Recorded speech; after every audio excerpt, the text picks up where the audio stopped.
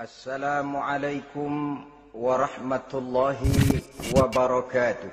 Waalaikumsalam warahmatullahi wabarakatuh.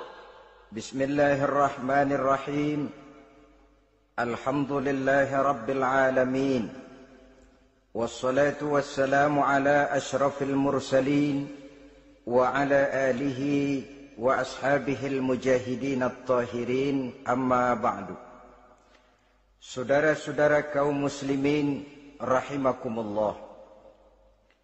Sebagai kelanjutan dari pembicaraan kita tentang serial para nabi, maka pada pertemuan kali ini kita akan membicarakan riwayat tentang Nabi Sulaiman alaihi salam dan Ratu Balqis. Nabi Sulaiman adalah putra dari Nabi Daud alaihi salam, yang Nabi Daud ini merupakan keturunan yang ke-12 dari Nabi Yakub. Pada diri Nabi Sulaiman bertemu kebesaran dunia dan kebesaran akhirat. Ya, beliau seorang raja, ya, beliau seorang rasul. Ya, beliau seorang pemimpin agama. Ya, juga beliau adalah seorang pemimpin negara. Alangkah idealnya memang jikalau ulama menjadi umara, atau jikalau umara adalah seorang ulama. Dengan posisinya sebagai ulama, maka nilai kepemimpinannya terpelihara dari segala macam bentuk penyelewengan. Dan dengan kedudukannya sebagai umara, dia akan lebih efektif memberikan komando kepada rakyatnya untuk hidup melaksanakan perintah-perintah Allah. Tetapi oleh karena orang yang sekaligus jadi ulama dan umara termasuk jenis makhluk langka, maka agama hanya akan memberikan pesan agar yang bernama ulama dan umara saling bekerja sama untuk kemaslahatan dan kemanfaatan rakyat. Ulama adalah ulama, umara adalah umara. Jikalau keduanya bisa berjalan dan berdampingan dengan baik, rakyat akan jadi nikmat. Tapi kalau keduanya centang perenang, tentu rakyat akan jadi kiamat adanya. Ma'asyiral muslimin rahimakumullah. Mengapa figur Nabi Sulaiman adalah figur yang bertumpu kebesaran dunia dan akhirat? Kita lihat dari sejarah bahwa Allah memberikan mukjizat kepada para rasulnya biasanya sesuai dengan kecenderungan umat yang dihadapi pada waktu itu. Umat yang dihadapi Nabi Musa alaihi salam adalah umat yang senang kepada kegagahan, suka kepada bentuk badan yang kuat. Oleh karenanya mukjizat yang diberikan Allah kepada Nabi Musa berupa kekuatan, baik tongkat maupun tenaganya. Sebaliknya, umat di zaman Nabi Isa alaihi salam cenderung berbangga dengan kemahirannya di bidang ilmu kedokteran dan ketabiban. Maka mukjizat yang diberikan Allah kepada Nabi Isa adalah mukjizat yang bisa mengatasi semua itu, sehingga Nabi Isa dengan izin Allah bisa menyembuhkan orang yang kena penyakit kusta, belang, bahkan sampai bisa menghidupkan orang mati dengan izin Allah. Di zaman Nabi Muhammad sallallahu alaihi wasallam, kecenderungan umat kepada kemampuan bersyair, sehingga ketika itu yang dihargai adalah ujung tombak dan ujung pena. Ujung tombak dalam arti pahlawan perang, dan ujung pena dalam arti seniman dan penyair. Maka di antara mukjizat terbesar yang diberikan kepada Nabi adalah Al-Quranul Karim, yang keindahan gaya bahasanya tidak seorang penyair pun sanggup menandinginya. Di zaman Nabi Sulaiman alaihi salam, kebesaran dan kemegahan dunia, kekuatan dan kejayaan menjadi ukuran. Kita tahu bahwa Jalut yang dihadapi oleh Nabi Daud adalah seorang yang bertubuh besar dan gagah perkasa, yang dalam sejarah lebih kita kenal dengan nama Goliat misalnya. Maka tidak heran kalau mukjizat yang diberikan Allah kepada Nabi Musa merupakan mukjizat yang bertumpu antara kebesaran dunia dan kebesaran akhirat. sebagai raja dan juga sebagai nabi. Tetapi yang patut menjadikan pelajaran buat kita terhadap seluruh kebesaran yang diberikan itu, Nabi Sulaiman berkata, "Haza min fadli Rabbi liyabluwani aashkuru am akfuru." Semua ini, kekuasaan dan kebesaranku, kejayaan dan kekayaanku adalah anugerah Tuhan untuk menguji diriku. Adakah aku menjadi bersyukur karenanya atau malah aku menjadi ingkar karenanya? Alangkah baiknya jikalau ucapan Nabi Sulaiman ini kita bisa resapi dan kita bisa terapkan dalam kehidupan ini. Seorang pedagang yang berhasil berkatalah seperti perkataan Nabi Sulaiman. Seorang pejabat dengan kedudukan tinggi berkatalah seperti perkataannya Nabi Sulaiman. Seorang ulama dengan posisi sebagai pemimpin yang non formal berkatalah seperti perkataan Nabi Sulaiman. Seluruhnya berkata, "Haza min fadli Rabbi." Seluruhnya ini adalah karunia Allah untuk menguji diriku, adakah aku bersyukur atau aku menjadi ingkar karenanya. Inilah sekelumit tentang kebesaran Nabi Sulaiman alaihi salam. Pada usia 13 tahun, beliau sudah mewarisi kerajaan ayahnya Nabi Daud dengan meninggalnya Nabi Daud alaihi salam. Dan sejak itu, keistimewaan Nabi Sulaiman alaihi salam sudah nampak dalam kehidupan. Beberapa keistimewaan bisa kita catat dari pribadi Nabi Sulaiman ini. Pertama, beliau cerdik, cerdas, dan bijaksana. Dan tentu saja harus begitu. Kalau Rasul goblok, mana ada umat yang mau ikut. Tetapi kecerdikan dan kecerdasan serta sifat bijaksana ini nampak dari beberapa kisah yang pernah dihadapinya. Pertama, di saat beliau berumur 11 tahun, ketika itu yang menjadi raja adalah ayahnya Nabi Daud, datang mengadu seorang petani bahwa sawah ladangnya, tanaman-tanaman yang ditanamnya habis dimakan oleh binatang ternak dari tetangga di sebelahnya. Maka ia mengajukan usul agar binatang ternak yang memakan tanam-tanamannya itu diberikan saja kepadanya. Nabi Daud meluluskan permintaan petani ini, tapi Nabi Sulaiman berkata, "Ayah, maafkan saya. Kalau boleh saya mengajukan usul, jangan seluruh binatang ternak gembala itu diberikan kepada petani. Akan lebih baik kalau binatang ternak yang memakan tanam-tanamannya itu diberikan kepada si petani selama 1 tahun. Apabila ia berkembang biak, beranak, hasil susunya seluruhnya selama 1 tahun itu boleh dimanfaatkan oleh petani tadi. Dengan demikian saya rasakan ini merupakan satu yang lebih adil ketimbang yang tadi itu." Keputusan Nabi Sulaiman ini diterima baik oleh ayahnya, oleh si petani dan oleh si gembala tadi. Pada usia 11 tahun, ia sudah menunjukkan kecerdikan, kecerdasan, dan sifat yang bijaksana. Contoh yang kedua, ada 2 orang ibu yang pada saat akan bekerja di ladang, masing-masing meletakkan bayinya di satu tempat, lalu keduanya pun asyik pergi bekerja. Sedang kedua ibu itu bekerja dengan asyiknya, datanglah seekor serigala menerkam salah seorang anak bayi tadi, dan kemudian dibawanya. Tinggallah anak bayi seorang. Ketika kedua ibu tadi kembali ke tempat dia meletakkan anaknya, maka keduanya lalu berebut anak yang satu itu. Jadi kasus berebut bayi rupanya memang sudah ada dari dulunya. Yang satu berkata itu anaknya, yang lain mengakui itu pun juga anaknya. Akhirnya keduanya mengadu kepada Nabi Sulaiman. Masing-masing ngotot, tidak ada yang mau mengalah. Akhirnya kata Nabi Sulaiman, "Kalau kamu berdua tidak ada yang mau mengalah, sudahlah begini saja. Berikan bayi itu kepada saya, akan saya belah 2 supaya adil. Masing-masing kamu bawa sarang sepotong." Ibu yang seorang berbinar matanya, kelihatannya gembira dengan keputusan itu. "Saya setuju Nabi Sulaiman, ini keputusan yang sangat adil. Betul, belah 2 saja bayi itu." Tapi ibu yang seorang malah berurai air matanya, membasahi pipinya. Ya Sulaiman, daripada Tuhan belah dua anak itu, biarlah berikan saja kepada ibu yang mengaku tadi itu.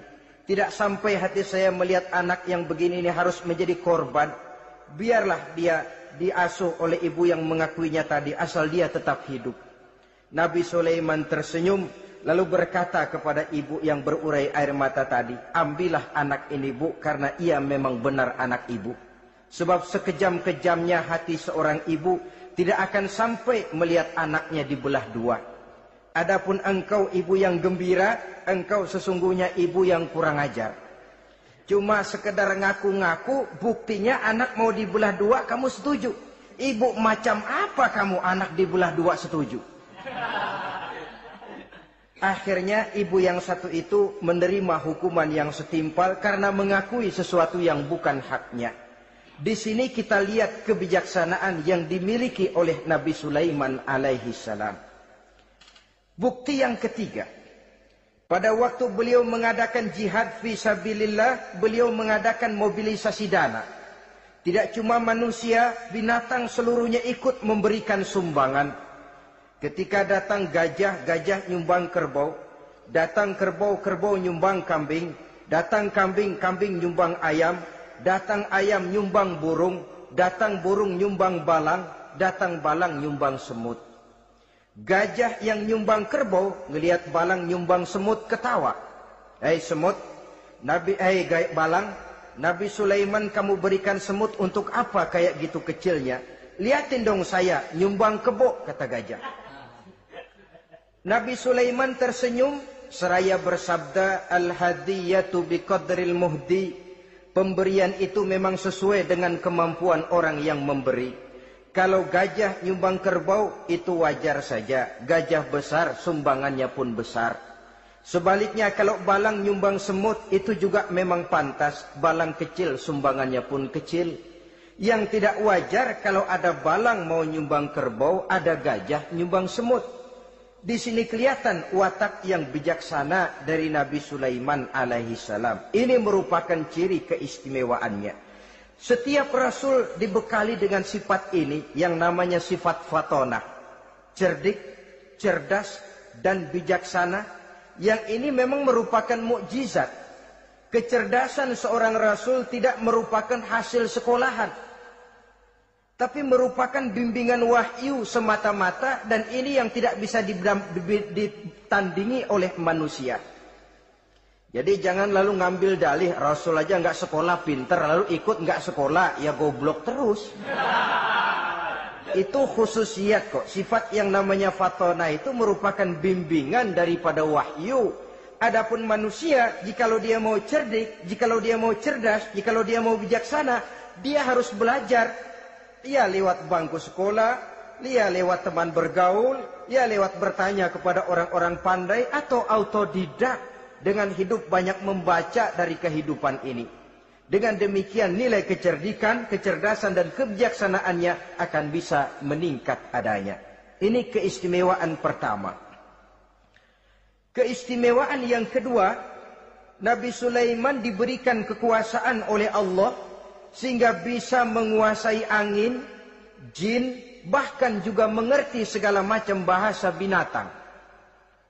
Menguasai angin, beliau bisa menundukkan angin ribut dan memerintahkannya angin itu. Dalam surah Al-Anbiya ayat 81 kita temukan, Wali Sulaiman ar-riha asifatan tajri bi amrihi ilal ardil lati barakna fiha. Dan bagi Sulaiman, ia mampu menundukkan angin ribut yang bertiup menurut perintahnya ke permukaan bumi yang kami berkahi di dalamnya. Menguasai angin, barangkali istilah sekarangnya, memahami betul meteorologi. Itu sebabnya mukjizat hanya diberikan kepada Rasul. Orang yang jiwanya sudah stabil. Coba kalau potongan kita diberikan keistimewaan bisa ngatur angin, Saban Sari main angin. Nggak boleh ada orang kita keselin. Kesel sama orang, undang angin, hantam saja. Maka mukjizat semacam ini hanya diberikan kepada orang yang jiwanya sudah stabil. Ada satu cerita, namanya juga cerita, tapi kebenarannya mendekati. Seorang wali di tanah Jawa, sholat Jumat di Masjidil Haram di Mekah itu. Namanya wali kalau di Jawa kan pakai belangkon. Dia sembahyang di Masjidil Haram. Ini ada orang Arab usil, tumben ngelihat belangkon. Ini apa di tengah masjid? Dia tepak belangkon itu, miring di atas kepala. Begitu belangkonnya miring, tanah kayaknya ikut miring. Sehingga penduduk heran, ini apa tanah jadi miring begini? Lalu ada seorang wali juga yang alim dan mengerti, lihat-lihat di tengah Masjidil Haram ada belangkon miring di atas kepala. Jangan-jangan ini sebabnya ini. Dia samperin, dia dandanin lagi tuh belangkon rata, tanah kelihatannya kayak rata lagi. Keistimewaan seperti ini pun hanya diberikan kepada orang yang jiwanya memang sudah stabil. Coba kayak kita diberikan keistimewaan kayak begitu, main belangkon melulu. Saudara-saudara kaum muslimin rahimakumullah, juga bisa menguasai jin, memerintahkan jin, dan juga mengerti segala macam bahasa binatang. Kita bisa lihat dalam surah As-Saba ayat 12 misalnya. Demikian juga tentang mengerti bahasa binatang. Pada satu hari Nabi Sulaiman dan bala tentaranya lewat di satu lembah. Lembah itu kebetulan lembah semut. Ketika mereka lewat di lembah itu, Raja Semut lihat dari kejauhan, dia pidato kepada rakyatnya para semut itu. Apa katanya? Ya ayyuhan namlu dukhulu masakinakum. La yahtimannakum Sulaiman wa junuduh wa hum la yash'urun. Jadi ini Raja Semut melihat Nabi Sulaiman datang bersama seluruh bala tentaranya, dia pidato kepada rakyatnya. Saudara-saudaraku rakyat semut, di mana saja suara saya bisa didengar. Perhatikan, lembah itu kebetulan lembah semut. Ketika mereka lewat di lembah itu, Raja Semut lihat dari kejauhan, dia pidato kepada rakyatnya para semut itu. Apa katanya? Ya ayyuhan namlu dukhulu masakinakum. La yahtimannakum Sulaiman wa junuduh wa hum la yash'urun. Jadi ini Raja Semut melihat Nabi Sulaiman datang bersama seluruh bala tentaranya, dia pidato kepada rakyatnya. Saudara-saudaraku rakyat semut, di mana saja suara saya bisa didengar. Perhatian, perhatian. Ini Nabi Sulaiman mau lewat dengan seluruh bala tentaranya. Kamu semua supaya masuk ke dalam lubang kamu masing-masing.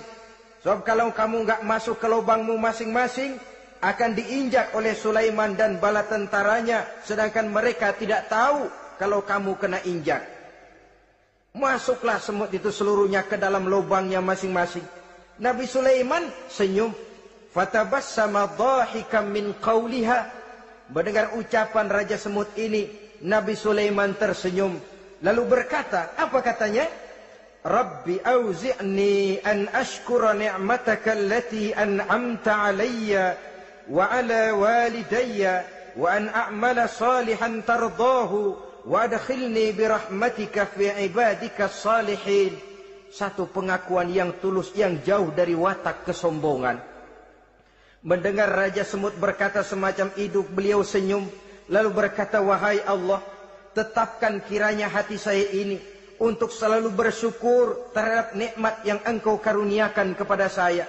Karena nikmatku, nikmat yang engkau berikan kepadaku, saya mengerti bahasa binatang. Karena mengerti bahasa binatang, saya mengerti seruan Raja Semut itu. Tetapkan saya untuk selalu bersyukur ya Allah atas nikmat yang engkau berikan ini, atas nikmat yang engkau berikan kepada kedua orang tua saya, dan tetapkan saya untuk selalu melakukan amal soleh yang engkau ridhoi, dan masukkan saya ke dalam golongan hamba-hambamu yang soleh.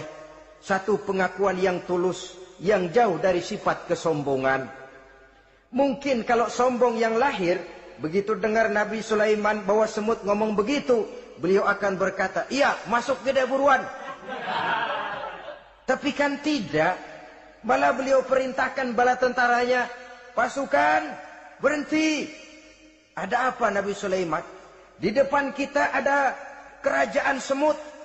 Mereka lagi kocar-kacir masuk ke sarangnya masing-masing. Tunggu sampai mereka masuk dan kita bisa lewat dengan aman tanpa harus menginjak-injak mereka. Bala tentaranya di stop dan berhenti. Ternyata kebesarannya tidak menyebabkan ia lalu memandang remeh sampai kepada makhluk yang bernama semut sekalipun. Masih tetap dihargainya sebagai makhluk dari Allah Subhanahu wa ta'ala. Sesuatu yang perlu menjadi contoh kita semua. Sebab orang bilang kadang kacang sering lupa akan kulitnya. Kadang posisi kita yang tinggi menyebabkan kita lupa dari mana kita berasal. Kadang harta yang kita miliki menyebabkan kita lengah dari mana kita datang. Akhirnya yang timbul adalah sifat sombong dan angkuh. Ibarat kata orang, kacang lupa dengan lanjarannya.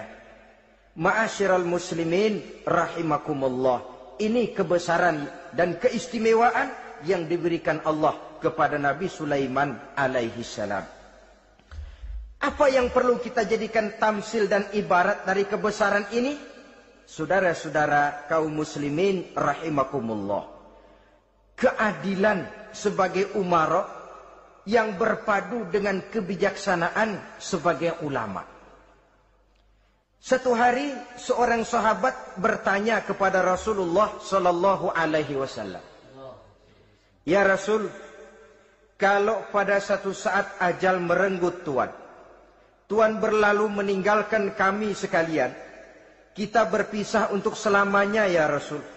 Dalam kondisi semacam itu, azahrul ardi khairul lana am batniha? Mana yang lebih baik ya Rasul buat kami kalau sudah ditinggalkan oleh Tuhan? Permukaan bumi atau perut bumi yang lebih baik?" Ini pertanyaan dengan bahasa kinayah. Permukaan bumi maksudnya hidup. Perut bumi maksudnya mati. Orang kalau sudah masuk ke perut bumi kan habis. "Ya Rasul, kalau engkau sudah tidak ada meninggalkan kami semua, mana yang lebih baik buat kami, hidup atau mati?" Bukan main pertanyaan ini. Di satu sisi menggambarkan cintanya sahabat kepada Nabi. Sehingga kalau tidak bisa mati bersamaan, biarlah mati beriring saja. Di lain pihak juga mencerminkan bingungnya sahabat kalau sudah ditinggalkan oleh Rasul. Atas pertanyaan ini apa jawab Rasul? "Kamu nggak usah khawatir.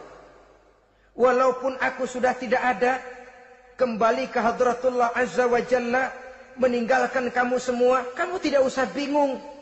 Dengan syarat, idza kana umaraukum khiyarukum wa amrukum syura bainakum wa aghniyaukum askhiyaukum fa zahrul ardi khairul lakum min batniha." Kalau saja para umara, kalau saja pemimpin-pemimpin kamu adalah orang-orang yang terbaik di antara kamu, dan seluruh persoalan yang kamu hadapi dapat kamu musyawarahkan dengan baik, lalu orang-orang kaya di antaramu adalah orang-orang yang dermawan, ketika itu walaupun aku sudah tidak ada, hidup lebih baik daripada mati. Permukaan bumi lebih baik daripada perut bumi. Dengan catatan tiga tadi. Pemimpinmu orang yang terbaik di antara kamu, segala persoalan kamu musyawarahkan, dan orang kayamu orang dermawan. Walaupun aku tidak ada, hidup lebih baik daripada mati. Tapi sebaliknya kata Nabi, idza kana umaraukum syirarukum. Kalau umarokmu, pemimpin-pemimpinmu adalah orang-orang yang terjahat di antara kamu. Wa amrukum ala nisaikum. Dan segala urusanmu sudah diatur oleh perempuan. Walaupun dia tidak naik di bidang eksekutif, tidak memegang kekuasaan, tapi kekuasaan bayangannya jauh lebih menentukan daripada kekuasaan yang sesungguhnya. Kalau perempuan sudah ikut campur mengaturmu, kemudian wa askhiyaukum bukhalaukum. Orang-orang kaya di antaramu adalah orang-orang yang bakhil bin pelit alias kikir. Maka ketika itu kata Nabi, fabatnul ardi khairul lakum min zahriha. Perut bumi lebih baik daripada permukaan bumi. Apa yang bisa diharapkan dari pemimpin yang zalim? perempuan yang sok kuasa, dan orang-orang kaya yang bakhil dan pelit. Dalam kondisi semacam itu, bertemulah kita dengan yang bernama kiamat. Dan kalau sudah kiamat macam itu, kata Nabi, perut bumi lebih baik daripada permukaan bumi. Maka yang kita perlukan sekarang adalah kerjasama antara ulama dengan umaro. Ulama bukan umaro, umaro pun bukan ulama. Harus saling kerjasama dan jangan saling memperalat. Kerjasama menurut bidangnya masing-masing menjadi yang terbaik di bidangnya. Jangan sudah jadi kiai karena ingin berpartisipasi aktif lalu pindah jadi pemborong jembatan. Tidak sadar akan profesinya. Dan orang lalu tidak bisa berkata, apaan kiai mubalik bisanya cuma ngomong saja. Sekarang kan zaman pembangunan perlu karya nyata. Mana ada ustadz kiai mubalik bikin irigasi. Cuma pidato saja. Apa kemiskinan bisa diatasi dengan pidato? Ini juga orang tidak ngerti urusan. Wong Nabi saja ngajarin kok. Iza wusidal amru ila ghairi ahlihi fantaziris sa'ah. Yang kemudian diterjemahkan dalam manajemen modern, the right man on the right job. Bahwa persoalan harus diserahkan kepada orang yang memang ahlinya. Lah kalau kiai ngurus irigasi, apa nanti lurah mau ngajar fikih? Camatnya ngajar tafsir. Kacau jadinya. Makin ruwet jalur birokrasi, makin banyak orang meninggalkan profesi dan malah melaksanakan sesuatu yang bukan profesinya. Untuk memberesi keruwetan birokrasi termasuk diantaranya menanamkan kesadaran profesi yang menimbulkan kebanggaan dan kebanggaan yang membuahkan tanggung jawab terhadap profesi itu. Sebab orang kalau sudah bekerja menurut profesinya, walaupun tidak kaya tapi hidupnya tenang. Kenapa? Karena panggilan jiwanya. Seorang kiai yang diajak ngobek, walaupun objeknya gol puluhan juta, kaya belum tentu tenang, karena saya yakin bukan ke sana panggilan jiwanya. Ma'asyiral muslimin rahimakumullah. Itulah sebabnya kerjasama ulama membangun lingkungannya, ulama membangun manusianya, umara membangun lingkungannya, sehingga terciptalah wujud daripada pembangunan manusia seutuhnya, ya zahirnya, ya batinnya. Seluruh kita berpartisipasi, hanya bidangnya saja yang berbeda-beda. Jangan yang satu merasa lebih berjasa dari yang lain. Jangan yang satu merasa lebih penting dari yang lain. Seluruh kita penting, seluruh kita berjasa, cuma bidang kita saja yang berbeda-beda. Inilah bahasa Quran, kullun ya'mal ala syakilatih. Setiap orang bekerja menurut profesinya masing-masing. Ma'asyiral muslimin rahimakumullah. Kita kembali kepada riwayat Nabi Sulaiman alaihi salam. Satu hari ketika beliau sedang menginspeksi pasukan, berkumpullah pasukan beliau itu, ya tentara yang manusianya, ya pasukan jinnya, ya seluruh binatang-binatangnya berbaris. Beliau selaku inspektur upacara mengadakan inspeksi pasukan. Dari sekian pasukan-pasukan yang diperiksanya pada waktu itu, Nabi Sulaiman melihat tidak terdapat burung hudhud. Beliau bertanya-tanya, "Ma liya aral hudhuda am kana minal ghaibin?" Kemana burung hudhud? Orang lain pada kumpul, dia sendiri tidak ada. Awas kalau dia datang. Kalau dia tidak bisa memberikan alasan yang tepat kemana dia, akan saya berikan sanksi dan hukuman. Ini namanya pemimpin yang bertanggung jawab toh. Seorang pun dari yang dipimpinnya tidak ada, menjadi pertanyaan. Tidak lama kemudian datang burung hudhud. Begitu datang lalu memberikan laporan kepada Nabi Sulaiman. Kalau istilah sekarang, begitu dia sampai berdiri hormat, lapor, kata hudhud ini.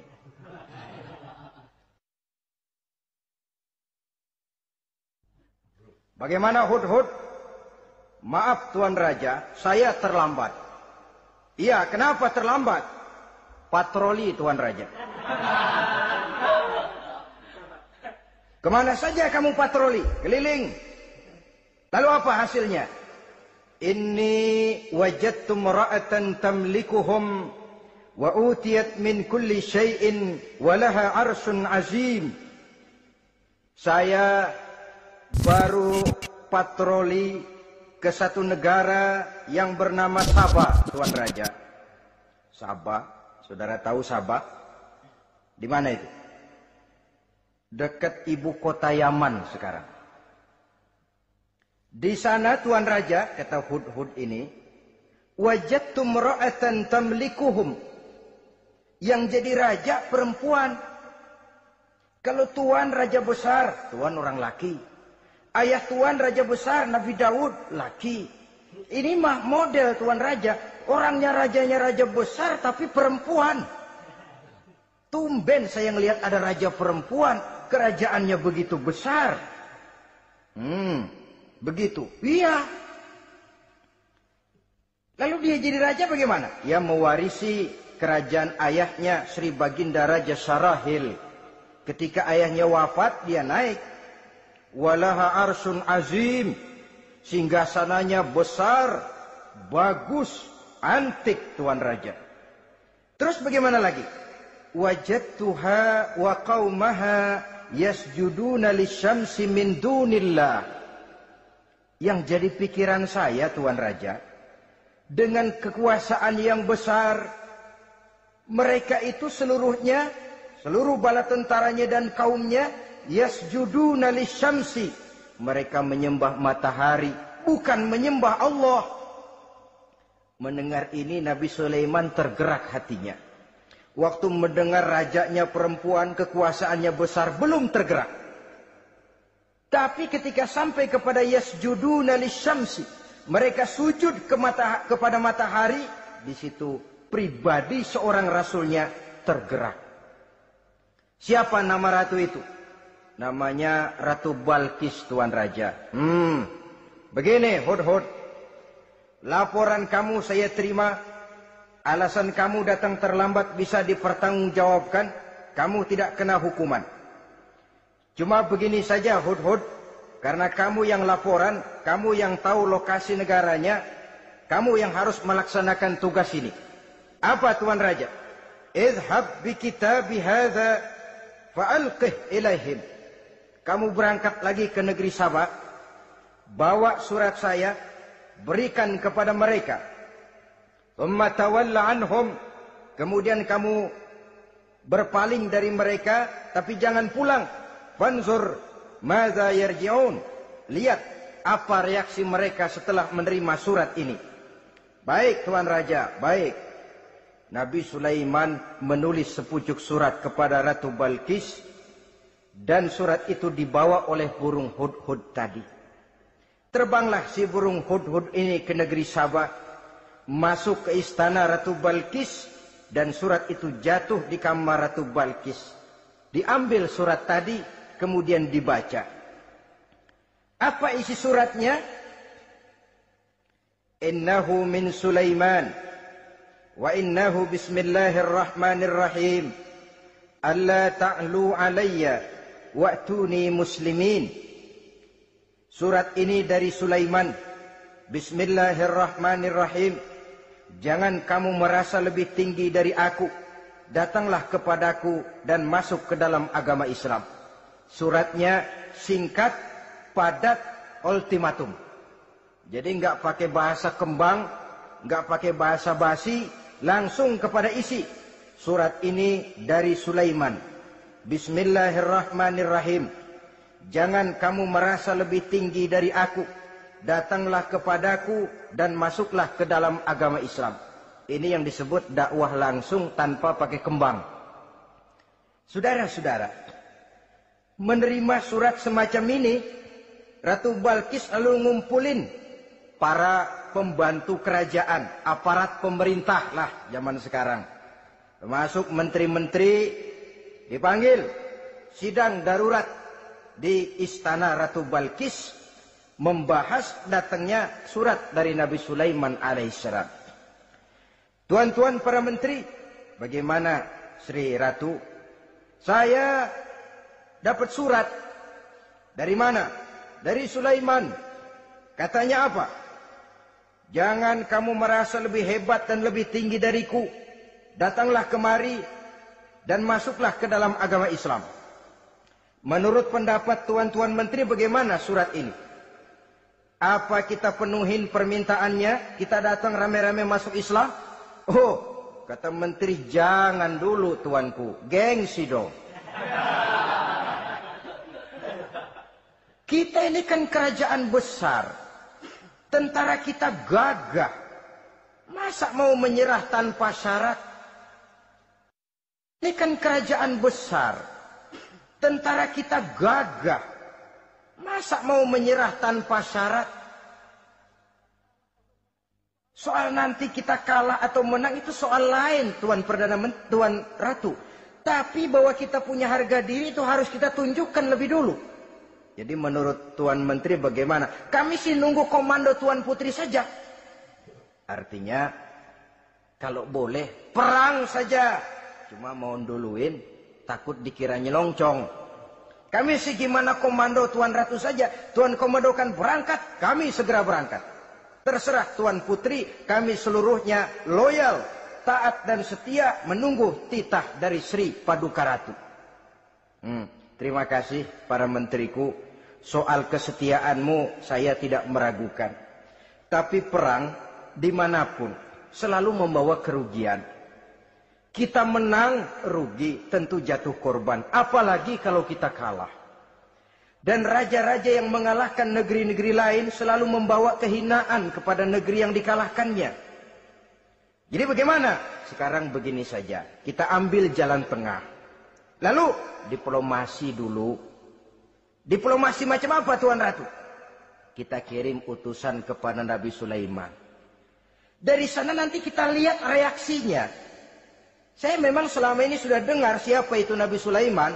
Katanya orang yang masih muda, masih bujangan, bijaksana, kekuasaannya besar, tentaranya hebat. Cuma kan baru berita, kita cek. Jadi diplomasi macam apa Tuan Ratu? Kita kirim utusan kepada Raja Sulaiman. Kita bawakan hadiah-hadiahnya. Yang mahal-mahal, mewah-mewah, menarik. Pokoknya yang terbaik di negeri kita, berikan kepadanya. Lihat reaksinya. Kalau dia tergiur dengan hadiah itu, dia raja, bukan nabi. Tapi kalau dia menolak hadiah itu, dia memang nabi. Dan apa reaksi kita nanti tergantung sikap Nabi Sulaiman. Aha, kalau begitu setujulah Ratu. Itu memang bijaksana. Diplomasi dulu. Iya, jangan datang-datang main perang aja loh. Perang sih gampang. Tapi ini kan ada meja perundingan. Sepanjang masih kita bisa menempuh jalan damai, damai saja dulu. Baik. Maka diaturlah satu barisan diplomasi untuk menuju Palestina, kerajaan Nabi Sulaiman alaihi salam. Rombongan terdiri dari 500 orang laki-laki dan 500 orang perempuan. Yang laki ganteng, yang perempuan cantik.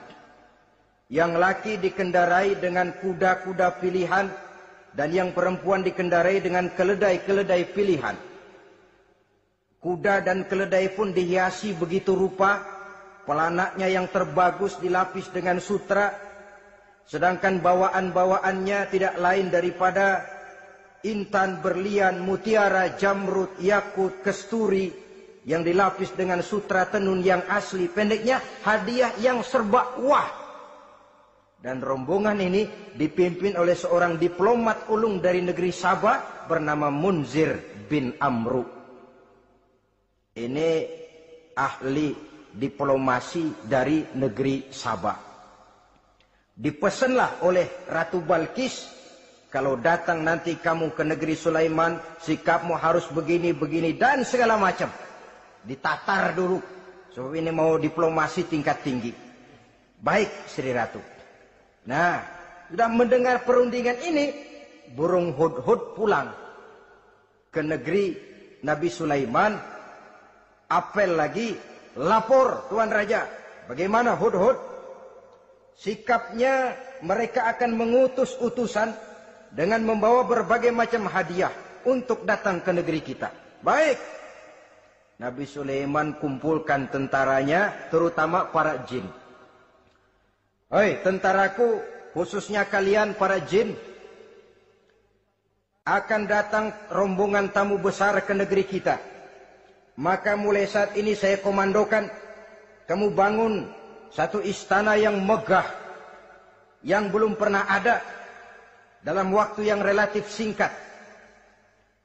Dan lantai daripada istana itu harus dilapisi dengan kaca-kaca tebal yang bening, bawahnya diisi dengan air, diisi dengan ikan-ikan hias yang indah-indah. Baik Tuan Raja. Maka tentara Nabi Sulaiman, sejak manusia sampai binatang sampai jin, semuanya kerja bakti membangun istana yang megah. Sehingga sebelum rombongan kerajaan Sabah ini sampai, istana sudah selesai. Mereka masuk ke dalam istana Nabi Sulaiman. Begitu melihat lantainya gemerlapan air, masing-masing pada ngangkat kain. Takut kainnya basah. Waduh, ini istana kebanjiran begini. Kata Nabi Sulaiman, nggak usah diangkat kainnya, nggak usah. Ini dilapis kaca, cuma bawahnya memang kolam. Kolamnya berisi ikan. Oh, bengong. Bengong. Bengong aja pada melongo mulutnya. Saudara-saudara, jadi persis orang yang tinggal di puncak gunung datang ke tengah-tengah kota. Kan noraknya minta ampun. Apaan aja ditunjuk. Apaan aja dilihat, apaan aja ditunjuk. Ini ya, itu ya, wah. Wah, sudah semuanya serba wah. Jadi kalau istilah tingkat diplomasinya, mereka sudah kalah mental. Dan itu sudah kemenangan pertama dari Nabi Sulaiman. Sudah shock. Mereka merasa negeri Sabah kaya, luar biasa, hebat. Begitu datang ke negeri Sulaiman, mereka jadi orang norak kayaknya. Sudah kumpul, nah selamat datang tuan-tuan ke negeri kami. Ada pesan apa? Majulah Munzir bin Amru. Tuan Sulaiman, bagaimana? Kami diutus oleh Sri Baginda Ratu Balkis untuk menyampaikan hadiah-hadiah yang kami bawa ini. Intan, berlian, yakut, jamrud, kesturi, dan barang-barang mahal lainnya. Mudah-mudahan Tuhan bisa menerima dengan senang hati. Nabi Sulaiman tersenyum. Lalu beliau berkata, Atumiddunani bimalin, fama atani Allahu khairun mimma atakum. Kamu mau memberikan saya seluruh hadiah-hadiah permata intan ini? Padahal apa yang telah diberikan Allah kepada saya jauh lebih baik dari apa yang telah diberikannya kepadamu. Kamu merasa bahwa saya kekurangan semua ini? Ketahuilah tuan-tuan, saya punya lebih banyak dari apa yang tuan-tuan berikan sekarang ini. Irja' ilaihim, bawa pulang kembali seluruh hadiah ini. Sampaikan salam saya kepada ratumu, Ratu Balkis. Falana'tiyannahum bijunudin la qibala lahum biha. Kalau mereka tetap tidak mau datang menyatakan keislaman, kami yang akan datang ke sana dengan seluruh bala tentara kami yang mereka pasti tidak akan sanggup menghadapinya. Saudara bisa baca dalam surah An-Naml ayat 36. Saudara hadirin ma'asyiral muslimin rahimakumullah. Kalau orang sudah silau dengan yang namanya upeti, hadiah, harta, secara mental dia sudah jatuh. Andai kata ketika itu Nabi Sulaiman menerima seluruh hadiah tadi, maka misi kerasulannya tidak akan jalan. Wibawanya hancur. Dan dia tidak akan sanggup lagi mendakwahkan Ratu Balkis untuk masuk ke dalam agama Islam. Dia akan jadi cemoohan di negeri Sabah. Sulaiman ngomong aja dikasih hadiah telap. Nah, ternyata ada yang lebih mahal dari harta. Ada yang lebih mahal dari intan dan mutiara. Ada yang lebih mahal dari pangkat dan kedudukan. Apa dia? Harga diri. Dan itu yang langka sekarang ini. Lebih baik jalan kaki tapi kita bebas mendongakkan kepala kemanapun kita mau. Daripada naik mobil empuk tapi mata nunduk saja nggak berani lihat ke atas. Kehilangan harga diri. Ulama yang kehilangan harga diri akan menyelewengkan ayat. Pejabat yang kehilangan harga diri akan melakukan segala macam penyelewengan. Dan lain sebagainya. Harga diri sesuatu yang mahal. Terutama di kota-kota besar. Kota-kota yang menyandang gelar metropolitan.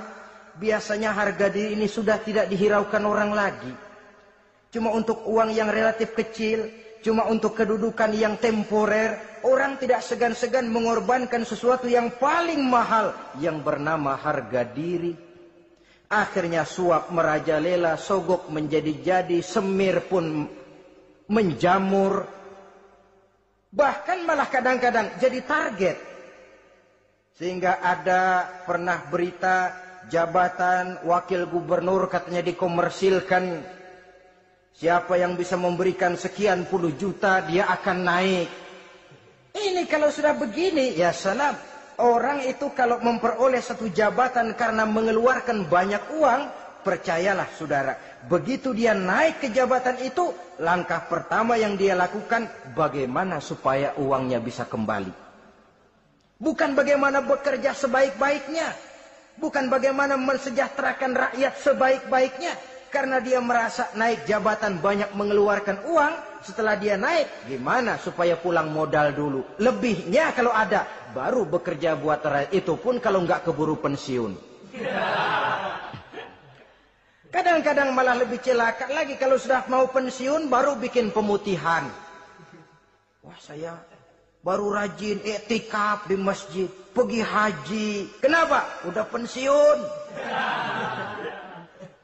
Tapi waktu masih aktif, tanda tangan masih laku, nota masih dihargai, kata belece masih berwibawa, lupa berbuat untuk hari depan dirinya sendiri, yaitu akhiratnya, konon lagi untuk umat dan agamanya. Jadi untuk mengabdi, berbuat baik kepada umat, berkhidmat kepada agama, iktikaf di masjid, tuan-tuan, tak usahlah nunggu sampai pensiun. Manfaatkan posisi yang tuan-tuan punya sekarang ini untuk beribadah dengan sebaik-baiknya.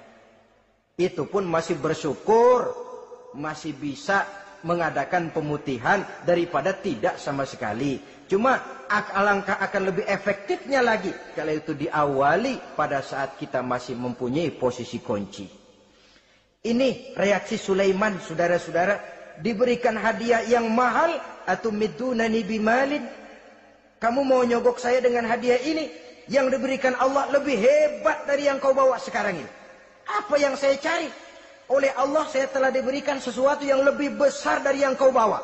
Sudah, bawa pulang saja. Sampaikan salam kepada ratumu. Kalau dia tetap ngotot tidak mau kemari, saya yang akan datang ke sana dengan seluruh bala tentara yang saya yakin sampean akan kewalahan ngadepinnya. Pulang, sampaikan salam saya, bawa seluruh hartamu. Diplomasi tahap pertama menang total. Utusan Raja Sabah sudah kalah mental, kalah juga fisik. Pulanglah mereka dengan membawa kembali seluruh hadiah yang mereka ingin sampaikan tadi. Bisa dibayangkan mentalnya itu. Ya. Sama juga kita sudah punya niat ingin menyogok seseorang, tahu-tahu yang mau disogok nggak nerima. Pulang kayaknya muka kan belipet.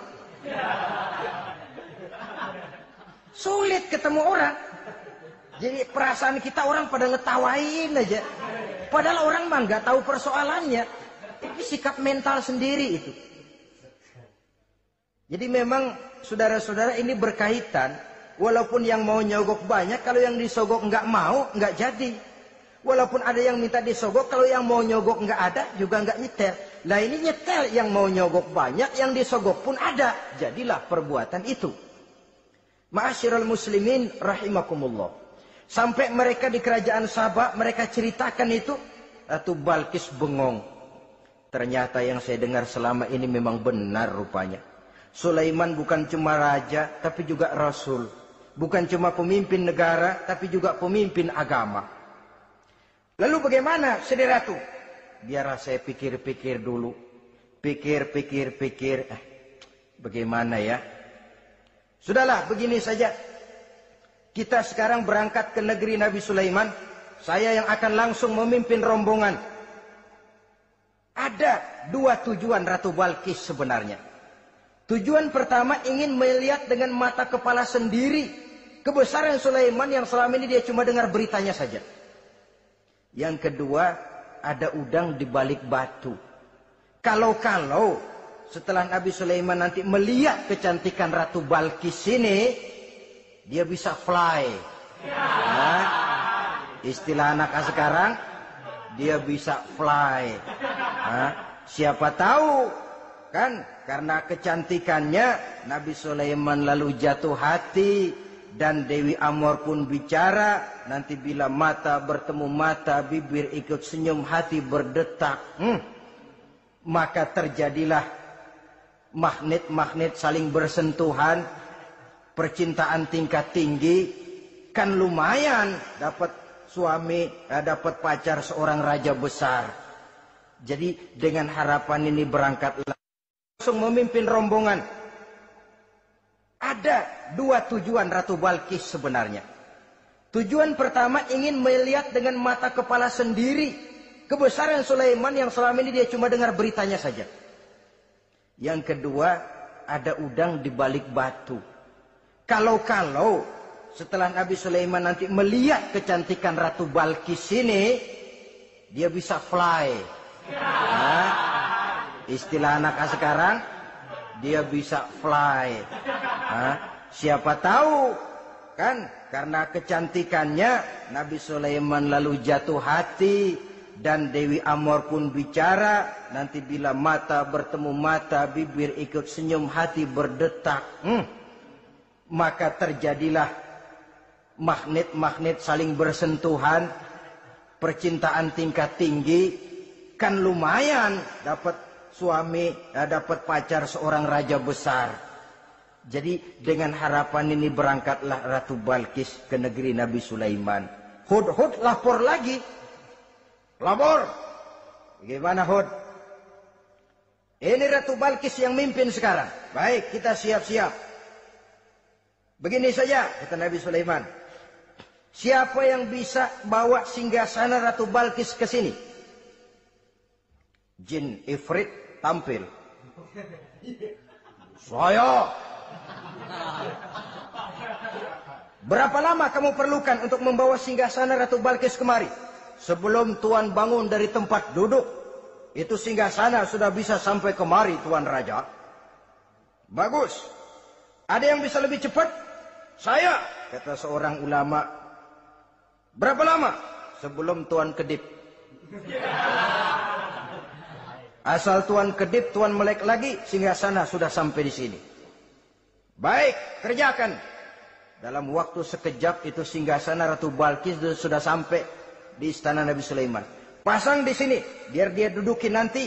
Robah sedikit biar dia nggak kenali. Dirombak sedemikian rupa. Masuk Ratu Balkis ke istana Nabi Sulaiman. Terjadilah kemudian di perundingan semacam tingkat tinggi antara raja dengan raja. Bagaimana Tuan Ratu Balkis? Iya, Tuan Sulaiman. Iya, bagaimana? Saya kagum dengan kebesaran Tuan. Bukan kebesaran saya. Seluruhnya ini adalah karunia Allah kepada saya. Saya dengar Tuan-Tuan menyembah matahari. Padahal matahari tidak pernah memberikan apa yang Tuan kehendaki. Matahari tidak pernah menciptakan Tuan. Adalah lebih baik Tuan menyembah yang menciptakan matahari daripada menyembah matahari itu sendiri. Nabi Sulaiman, bagaimana kalau kita mengadakan ya sambil berunding, sambil lobbying istilah sekarang. Baik, lobbying pun jadi. Berjalanlah meninjau seluruh pelosok istana Nabi Sulaiman alaihissalam. Seperti halnya bala tentaranya, Ratu Balkis juga sampai di lantai kaca, angkat kain. Kata Nabi Sulaiman, jangan diangkat tuh kain. Ini bukan air, istana kaca. Bukan main kebesaran kamu. Melihat begitu kebesaran Nabi Sulaiman, Ratu Balkis yang niatnya sementara mau melontarkan diplomasi asmara, lupa. Lalu apa katanya? Rabbi inni zolamtu nafsi. Ya Allah, selama ini saya benar-benar telah zolim kepada diri saya. Begitu banyak nikmat yang engkau berikan kepada saya. Saya jadi ratu dengan kekuasaan yang besar, mewarisi kebesaran ayah. Dengan kerajaan dan bala tentara yang gagah perkasa. Bukan saya bersyukur kepadamu, malah saya menyembah matahari. Inni zolamtu nafsi. Sungguh saya telah zalim kepada diri saya. Maka mulai sejak saat ini, aslamtu ma'a Sulaiman lillahi rabbil alamin. Mulai sejak saat ini ya Allah, saya nyatakan diri, saya masuk Islam, bertuhankan Allah Rabbul Alamin. Saya tunduk kepada Nabi Sulaiman alaihi salam. Masuk Islam sebelum diplomasi asmaranya melayang, saudara-saudara. Sudah masuk Islam? Sudah. Nah, Ratu Balkis sekarang bagaimana? Ya Nabi Sulaiman, kalau saya masuk Islam, apakah kerajaan saya akan tunduk dan diatur oleh kerajaan Tuhan? Tidak. Kamu persilakan pulang ke kerajaanmu. Atur negerimu menurut cara yang kamu mau, asal sesuai dengan perintah Allah. Saya bukan penjajah. Saya cuma mengajak kamu ke dalam Islam. Saya tidak ingin meluaskan wilayah saya. Asal kamu sudah masuk Islam, tugas sudah saya jalankan.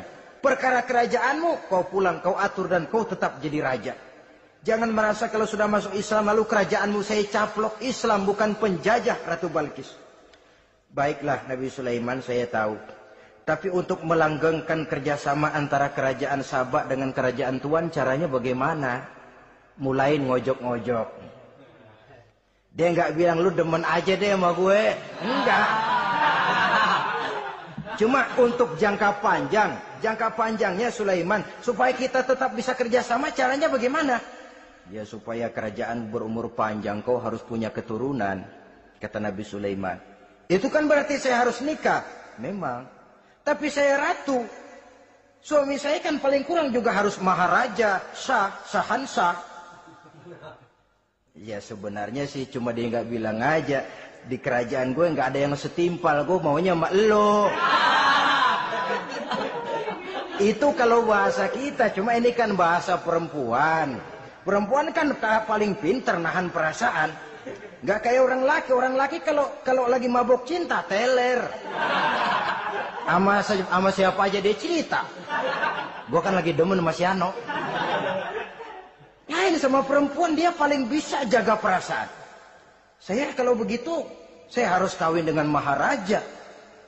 Ya kamu tinggal pilih saja, kata Nabi Sulaiman. Nabi Sulaiman, ini Perdana Menteri udah pada mesem-mesem, udah paham ke arah mana maksudnya.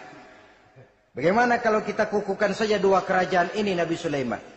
Saya pun setuju kalau itu kamu mau punya mau. Wah, ini Perdana Menteri takbir semua. Allahu Akbar, Alhamdulillah, Alhamdulillah. Sampai akhirnya Nabi Sulaiman pun menikah dengan Ratu Balkis. Bergabunglah dua kerajaan besar itu. Saudara-saudara kaum muslimin rahimakumullah. Kemudian setelah bertahun Nabi Sulaiman wafat. Tidak seorang pun tahu karena beliau wafat sedang pegangan tongkat. Ketika tongkat dimakanin rayap, rapuh, baru beliau jatuh. Orang tahu kalau Nabi Sulaiman sudah wafat. Menurut riwayat beliau wafat itu sedang sholat. Karena sholat Nabi Sulaiman cuma diri saja. Tidak pakai ruku dan sujud. Menurut riwayat lain beliau sedang memandori jin dan tentaranya yang sedang kerja. Begitulah wafat beliau, kita bisa baca dalam surah Saba ayat ke-14. Setelah beliau wafat, Palestina diserbu oleh Raja Bukhtanasor atau Raja Nebukadnezar. Seluruh kebesaran Sulaiman di bumi hanguskan, istananya dihancurkan, intan permata dan kekayaan beliau dirampok. dan tinggallah kebesaran Sulaiman cuma legenda saja yang kita kenal dengan istilah Haikal Sulaiman. Legenda, riwayat-riwayat yang sampai sekarang ini masih bisa kita telusuri kebenarannya. Saudara-saudara, inilah pertemuan yang singkat ini, walaupun serba singkat, mudah-mudahan ada manfaatnya. Dengan kesimpulan, seluruh anugerah yang ada pada kita hakikatnya karunia Allah. Marilah kita menjadi orang yang pandai bersyukur atas anugerah itu. Terima kasih atas segala perhatian. Mohon maaf atas segala kekurangan. Usikum wa nafsi bitaqwallah. Wassalamualaikum warahmatullahi wabarakatuh. Waalaikumsalam.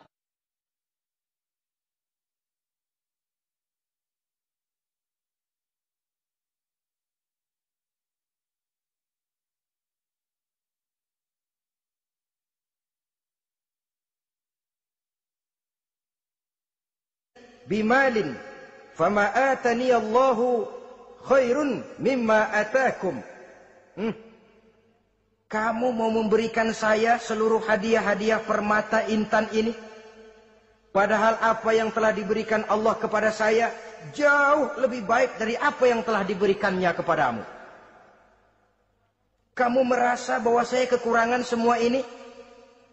Ketahuilah tuan-tuan, saya punya lebih banyak dari apa yang tuan-tuan berikan sekarang ini. Irja' ilaihim, bawa pulang kembali seluruh hadiah ini. Sampaikan salam saya kepada ratumu, Ratu Balkis. Falana'tiyannahum bijunudin la qibala lahum biha. Kalau mereka tetap tidak mau datang menyatakan keislaman, kami yang akan datang ke sana dengan seluruh bala tentara kami yang mereka pasti tidak akan sanggup menghadapinya. Saudara bisa baca dalam surah An-Naml ayat 36. Saudara hadirin ma'asyiral muslimin rahimakumullah. Kalau orang sudah silau dengan yang namanya upeti, hadiah, harta, secara mental dia sudah jatuh. Andai kata ketika itu Nabi Sulaiman menerima seluruh hadiah tadi, maka misi kerasulannya tidak akan jalan. Wibawanya hancur, dan dia tidak akan sanggup lagi mendakwahkan Ratu Balkis untuk masuk ke dalam agama Islam. Dia akan jadi cemoohan di negeri Sabah. Sulaiman ngomong aja dikasih hadiah telap. Nah, ternyata ada yang lebih mahal dari harta, ada yang lebih mahal dari intan dan mutiara, ada yang lebih mahal dari pangkat dan kedudukan. Apa dia? Harga diri. Dan itu yang langka sekarang ini. Lebih baik jalan kaki tapi kita bebas mendongakkan kepala kemanapun kita mau, daripada naik mobil empuk tapi mata nunduk saja nggak berani lihat ke atas. Kehilangan harga diri. Ulama yang kehilangan harga diri akan menyelewengkan ayat. Pejabat yang kehilangan harga diri akan melakukan segala macam penyelewengan. Dan lain sebagainya. Harga diri sesuatu yang mahal. Terutama di kota-kota besar. Kota-kota yang menyandang gelar metropolitan. Biasanya harga diri ini sudah tidak dihiraukan orang lagi. Cuma untuk uang yang relatif kecil, cuma untuk kedudukan yang temporer, orang tidak segan-segan mengorbankan sesuatu yang paling mahal yang bernama harga diri. Akhirnya suap merajalela, sogok menjadi-jadi, semir pun menjamur. Bahkan malah kadang-kadang jadi target. Sehingga ada pernah berita jabatan wakil gubernur katanya dikomersilkan. Siapa yang bisa memberikan sekian puluh juta, dia akan naik. Ini kalau sudah begini, ya salam. Orang itu kalau memperoleh satu jabatan karena mengeluarkan banyak uang, percayalah saudara, begitu dia naik ke jabatan itu, langkah pertama yang dia lakukan, bagaimana supaya uangnya bisa kembali. Bukan bagaimana bekerja sebaik-baiknya. Bukan bagaimana mensejahterakan rakyat sebaik-baiknya. Karena dia merasa naik jabatan banyak mengeluarkan uang. Setelah dia naik, gimana supaya pulang modal dulu? Lebihnya kalau ada, baru bekerja buat rakyat. Itu pun kalau nggak keburu pensiun. Kadang-kadang malah lebih celaka lagi. Kalau sudah mau pensiun, baru bikin pemutihan. Wah, saya baru rajin iktikaf di masjid, pergi haji. Kenapa? Udah pensiun. Tapi waktu masih aktif, tanda tangan masih laku, nota masih dihargai, kata Belece masih berwibawa, lupa berbuat untuk hari depan dirinya sendiri, yaitu akhiratnya. Konon lagi untuk umat dan agamanya. Jadi untuk mengabdi, berbuat baik kepada umat, berkhidmat kepada agama, iktikaf di masjid, tuan-tuan, tak usahlah nunggu sampai pensiun. Manfaatkan posisi yang tuan-tuan punya sekarang ini untuk beribadah dengan sebaik-baiknya. Itu pun masih bersyukur, masih bisa mengadakan pemutihan daripada tidak sama sekali. Cuma alangkah akan lebih efektifnya lagi kalau itu diawali pada saat kita masih mempunyai posisi kunci. Ini reaksi Sulaiman, saudara-saudara, diberikan hadiah yang mahal. Atumidunani bimalin, kamu mau nyogok saya dengan hadiah ini yang diberikan Allah lebih hebat dari yang kau bawa sekarang ini. Apa yang saya cari? Oleh Allah saya telah diberikan sesuatu yang lebih besar dari yang kau bawa. Sudah, bawa pulang saja, sampaikan salam kepada ratumu. Kalau dia tetap ngotot tidak mau kemari, saya yang akan datang ke sana dengan seluruh bala tentara yang saya yakin sampean akan kewalahan ngadepinnya. Pulang, sampaikan salam saya, bawa seluruh hartamu. Diplomasi tahap pertama menang total. Utusan Raja Sabah sudah kalah mental, kalah juga fisik. Pulanglah mereka dengan membawa kembali seluruh hadiah yang mereka ingin sampaikan tadi. Bisa dibayangkan mentalnya itu. Ya.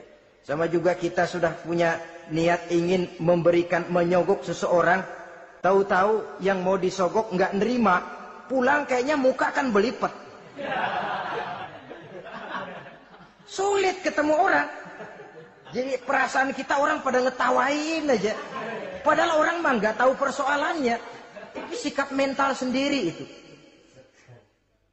Jadi memang saudara-saudara ini berkaitan. Walaupun yang mau nyogok banyak, kalau yang disogok nggak mau, nggak jadi. Walaupun ada yang minta disogok, kalau yang mau nyogok nggak ada, juga nggak nyetel. Nah ini nyetel, yang mau nyogok banyak, yang disogok pun ada. Jadilah perbuatan itu. Ma'asyiral muslimin rahimakumullah. Sampai mereka di kerajaan Sabah, mereka ceritakan itu, Ratu Balkis bengong. Ternyata yang saya dengar selama ini memang benar rupanya. Sulaiman bukan cuma raja, tapi juga rasul. Bukan cuma pemimpin negara, tapi juga pemimpin agama. Lalu bagaimana, Sedi Ratu? Biar saya pikir-pikir dulu. Pikir. Bagaimana ya? Sudahlah, begini saja. Kita sekarang berangkat ke negeri Nabi Sulaiman. Saya yang akan langsung memimpin rombongan. Ada dua tujuan Ratu Balkis sebenarnya. Tujuan pertama ingin melihat dengan mata kepala sendiri kebesaran Sulaiman yang selama ini dia cuma dengar beritanya saja. Yang kedua, ada udang di balik batu. Kalau setelah Nabi Sulaiman nanti melihat kecantikan Ratu Balkis ini, dia bisa fly. Nah, istilah anak sekarang, dia bisa fly. Nah, siapa tahu kan karena kecantikannya Nabi Sulaiman lalu jatuh hati dan Dewi Amor pun bicara. Nanti bila mata bertemu mata, bibir ikut senyum, hati berdetak. Maka terjadilah magnet-magnet saling bersentuhan, percintaan tingkat tinggi. Kan lumayan dapat suami, dapat pacar seorang raja besar. Jadi dengan harapan ini berangkatlah langsung memimpin rombongan. Ada dua tujuan Ratu Balkis sebenarnya. Tujuan pertama ingin melihat dengan mata kepala sendiri kebesaran Sulaiman yang selama ini dia cuma dengar beritanya saja. Yang kedua, ada udang di balik batu. Kalau setelah Nabi Sulaiman nanti melihat kecantikan Ratu Balkis ini, dia bisa fly. Nah, istilah anak sekarang, dia bisa fly. Nah, siapa tahu kan, karena kecantikannya Nabi Sulaiman lalu jatuh hati, dan Dewi Amor pun bicara. Nanti bila mata bertemu mata, bibir ikut senyum, hati berdetak. Maka terjadilah magnet-magnet saling bersentuhan, percintaan tingkat tinggi. Kan lumayan dapat suami, dapat pacar seorang raja besar. Jadi dengan harapan ini berangkatlah Ratu Balkis ke negeri Nabi Sulaiman. Hud lapor lagi. Lapor. Gimana Hud? Ini Ratu Balkis yang mimpin sekarang. Baik, kita siap-siap. Begini saja, kata Nabi Sulaiman. Siapa yang bisa bawa singgasana Ratu Balkis ke sini? Jin Ifrit tampil. Saya. Berapa lama kamu perlukan untuk membawa singgasana Ratu Balkis kemari? Sebelum Tuan bangun dari tempat duduk, itu singgasana sudah bisa sampai kemari, Tuan Raja. Bagus. Ada yang bisa lebih cepat? Saya, kata seorang ulama. Berapa lama? Sebelum Tuan kedip. Asal Tuan kedip, Tuan melek lagi, singgasana sudah sampai di sini. Baik, kerjakan. Dalam waktu sekejap itu singgasana Ratu Balkis sudah sampai di istana Nabi Sulaiman. Pasang di sini, biar dia dudukin nanti. Rubah sedikit biar dia nggak kenalin. Dirombak sedemikian rupa. Masuk Ratu Balkis ke istana Nabi Sulaiman. Terjadilah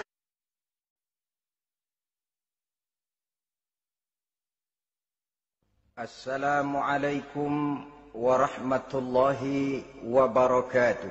Waalaikumsalam warahmatullahi wabarakatuh. Bismillahirrahmanirrahim. Alhamdulillahi rabbil alamin.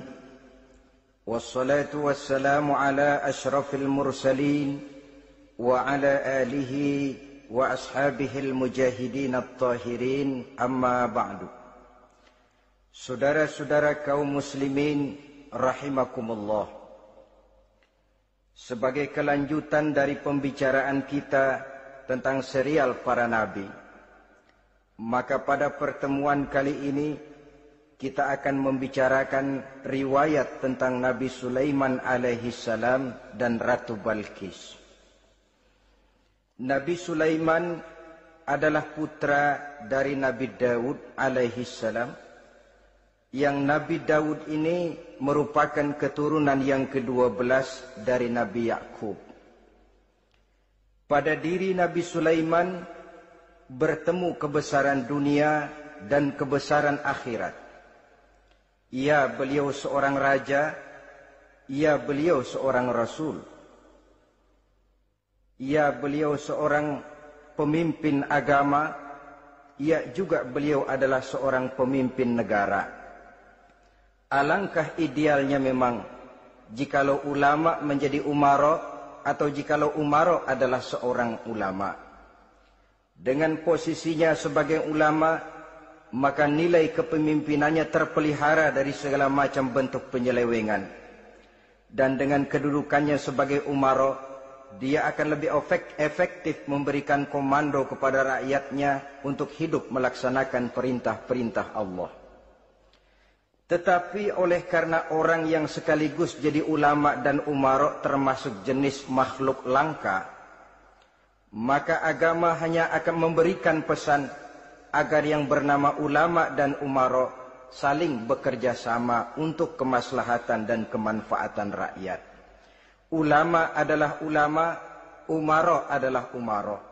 Jikalau keduanya bisa berjalan dan berdampingan dengan baik, rakyat akan jadi nikmat.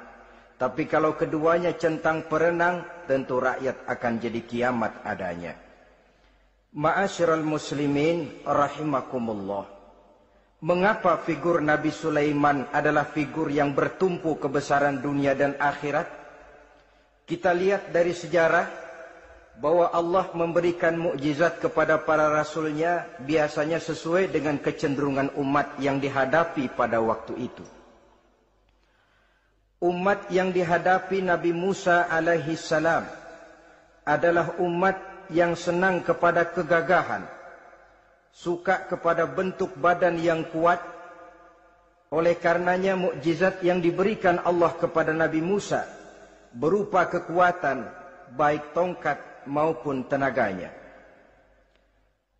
Sebaliknya, umat di zaman Nabi Isa alaihi salam cenderung berbangga dengan kemahirannya di bidang ilmu kedokteran dan ketabiban.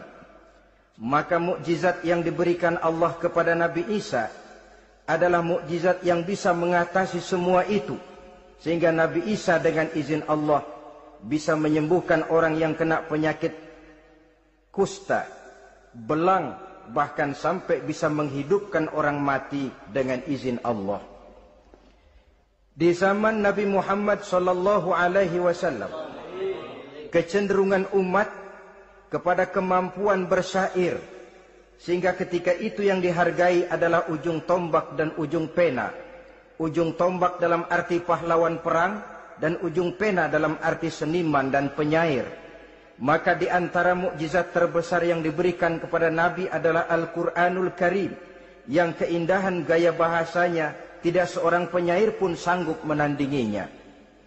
Di zaman Nabi Sulaiman alaihi salam, kebesaran dan kemegahan dunia, kekuatan dan kejayaan menjadi ukuran. Kita tahu bahwa Jalut yang dihadapi oleh Nabi Daud adalah seorang yang bertubuh besar dan gagah perkasa, yang dalam sejarah lebih kita kenal dengan nama Goliat misalnya. Maka tidak heran kalau mukjizat yang diberikan Allah kepada Nabi Musa merupakan mukjizat yang bertumpu antara kebesaran dunia dan kebesaran akhirat, sebagai raja dan juga sebagai nabi. Tetapi yang patut menjadikan pelajaran buat kita terhadap seluruh kebesaran yang diberikan itu, Nabi Sulaiman berkata, "Haza min fadli Rabbi liyabluwani aashkuru am akfuru." Semua ini, kekuasaan dan kebesaranku, kejayaan dan kekayaanku, adalah anugerah Tuhan untuk menguji diriku. Adakah aku menjadi bersyukur karenanya, atau malah aku menjadi ingkar karenanya? Alangkah baiknya jikalau ucapan Nabi Sulaiman ini kita bisa resapi dan kita bisa terapkan dalam kehidupan ini. Seorang pedagang yang berhasil berkatalah seperti perkataan Nabi Sulaiman. Seorang pejabat dengan kedudukan tinggi berkatalah seperti perkataannya Nabi Sulaiman. Seorang ulama dengan posisi sebagai pemimpin yang non formal berkatalah seperti perkataan Nabi Sulaiman. Seluruhnya berkata, "Haza min fadli Rabbi." Seluruhnya ini adalah karunia Allah untuk menguji diriku, adakah aku bersyukur atau aku menjadi ingkar karenanya. Inilah sekelumit tentang kebesaran Nabi Sulaiman alaihi salam. Pada usia 13 tahun, beliau sudah mewarisi kerajaan ayahnya Nabi Daud dengan meninggalnya Nabi Daud alaihi salam. Dan sejak itu, keistimewaan Nabi Sulaiman alaihi salam sudah nampak dalam kehidupan. Beberapa keistimewaan bisa kita catat dari pribadi Nabi Sulaiman ini. Pertama, beliau cerdik, cerdas dan bijaksana, dan tentu saja harus begitu. Kalau Rasul goblok, mana ada umat yang mau ikut. Tetapi kecerdikan dan kecerdasan serta sifat bijaksana ini nampak dari beberapa kisah yang pernah dihadapinya. Pertama, di saat beliau berumur 11 tahun, ketika itu yang menjadi raja adalah ayahnya Nabi Daud, datang mengadu seorang petani bahwa sawah ladangnya, tanaman-tanaman yang ditanamnya habis dimakan oleh binatang ternak dari tetangga di sebelahnya. Maka ia mengajukan usul agar binatang ternak yang memakan tanam-tanamannya itu diberikan saja kepadanya. Nabi Daud meluluskan permintaan petani ini, tapi Nabi Sulaiman berkata, "Ayah, maafkan saya. Kalau boleh saya mengajukan usul, Jangan seluruh binatang ternak gembala itu diberikan kepada petani. Akan lebih baik kalau binatang ternak yang memakan tanam-tanamannya itu diberikan kepada si petani selama 1 tahun. Apabila ia berkembang biak, beranak, hasil susunya seluruhnya selama 1 tahun itu boleh dimanfaatkan oleh petani tadi. Dengan demikian saya rasakan ini merupakan satu yang lebih adil ketimbang yang tadi itu. Keputusan Nabi Sulaiman ini diterima baik oleh ayahnya, oleh si petani dan oleh si gembala tadi. Pada usia 11 tahun ia sudah menunjukkan kecerdikan, kecerdasan dan sifat yang bijaksana. Contoh yang kedua, ada 2 orang ibu yang pada saat akan bekerja di ladang masing-masing meletakkan bayinya di satu tempat, lalu keduanya pun asyik pergi bekerja. Sedang kedua ibu itu bekerja dengan asyiknya, datanglah seekor serigala menerkam salah seorang anak bayi tadi dan kemudian dibawanya. Tinggallah anak bayi seorang. Ketika kedua ibu tadi kembali ke tempat dia meletakkan anaknya, maka keduanya lalu berebut anak yang satu itu. Jadi kasus berebut bayi rupanya memang sudah ada dari dulunya. Yang satu berkata itu anaknya, yang lain mengakui itu pun juga anaknya. Akhirnya keduanya mengadu kepada Nabi Sulaiman. Masing-masing ngotot, tidak ada yang mau mengalah. Akhirnya kata Nabi Sulaiman, kalau kamu berdua tidak ada yang mau mengalah, sudahlah begini saja. Berikan bayi itu kepada saya, akan saya belah 2 supaya adil. Masing-masing kamu bawa sarang sepotong. Ibu yang seorang berbinar matanya, kelihatannya gembira dengan keputusan itu. Saya setuju Nabi Sulaiman, ini keputusan yang sangat adil. Betul, belah 2 saja bayi itu. Tapi ibu yang seorang malah berurai air matanya, membasahi pipinya. Ya Sulaiman, daripada Tuhan belah 2 anak itu, biarlah berikan saja kepada ibu yang mengaku tadi itu. Tidak sampai hati saya melihat anak yang begini ini harus menjadi korban. Biarlah dia diasuh oleh ibu yang mengakuinya tadi, asal dia tetap hidup. Nabi Sulaiman tersenyum, lalu berkata kepada ibu yang berurai air mata tadi, ambillah anak ini bu, karena ia memang benar anak ibu. Sebab sekejam-kejamnya hati seorang ibu tidak akan sampai melihat anaknya dibelah 2. Adapun engkau ibu yang gembira, engkau sesungguhnya ibu yang kurang ajar. Cuma sekedar ngaku-ngaku, buktinya anak mau dibelah 2, kamu setuju. Ibu macam aku saya terima. Alasan kamu datang terlambat bisa dipertanggungjawabkan, kamu tidak kena hukuman. Cuma begini saja Hudhud, karena kamu yang laporan, kamu yang tahu lokasi negaranya, kamu yang harus melaksanakan tugas ini. Apa Tuan Raja? Idhab bi kitabi hadza fa'alqih ilaihim. Kamu berangkat lagi ke negeri Sabah, bawa surat saya, berikan kepada mereka.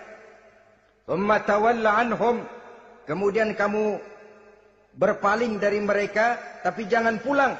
Fanzur madza yarji'un, lihat apa reaksi mereka setelah menerima surat ini. Baik Tuan Raja, baik. Nabi Sulaiman menulis sepucuk surat kepada Ratu Balqis, dan surat itu dibawa oleh burung Hudhud tadi. Terbanglah si burung Hudhud ini ke negeri Sabah, masuk ke istana Ratu Balqis, dan surat itu jatuh di kamar Ratu Balqis. Diambil surat tadi, kemudian dibaca. Apa isi suratnya? Innahu min Sulaiman, wa innahu bismillahirrahmanirrahim. Alla ta'lu alayya, wa'tuni muslimin. Surat ini dari Sulaiman. Bismillahirrahmanirrahim. Jangan kamu merasa lebih tinggi dari aku. Datanglah kepadaku dan masuk ke dalam agama Islam. Suratnya singkat, padat, ultimatum. Jadi enggak pakai bahasa kembang, enggak pakai bahasa basi, langsung kepada isi. Surat ini dari Sulaiman. Bismillahirrahmanirrahim. Jangan kamu merasa lebih tinggi dari aku. datanglah kepadaku dan masuklah ke dalam agama Islam. Ini yang disebut dakwah langsung tanpa pakai kembang.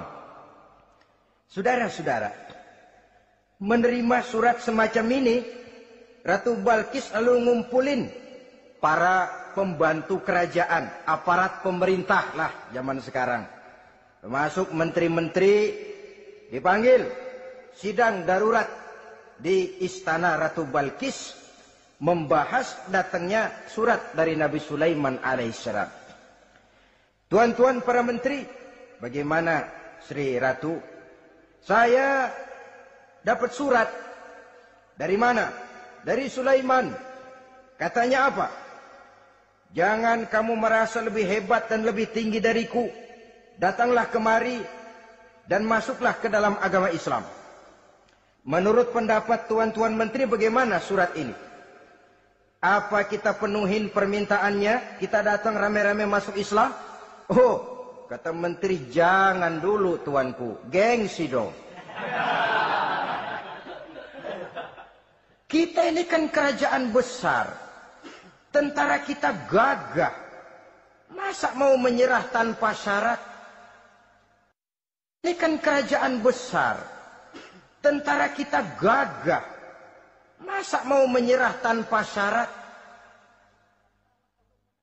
Soal nanti kita kalah atau menang itu soal lain, Tuan Ratu. Tapi bahwa kita punya harga diri itu harus kita tunjukkan lebih dulu.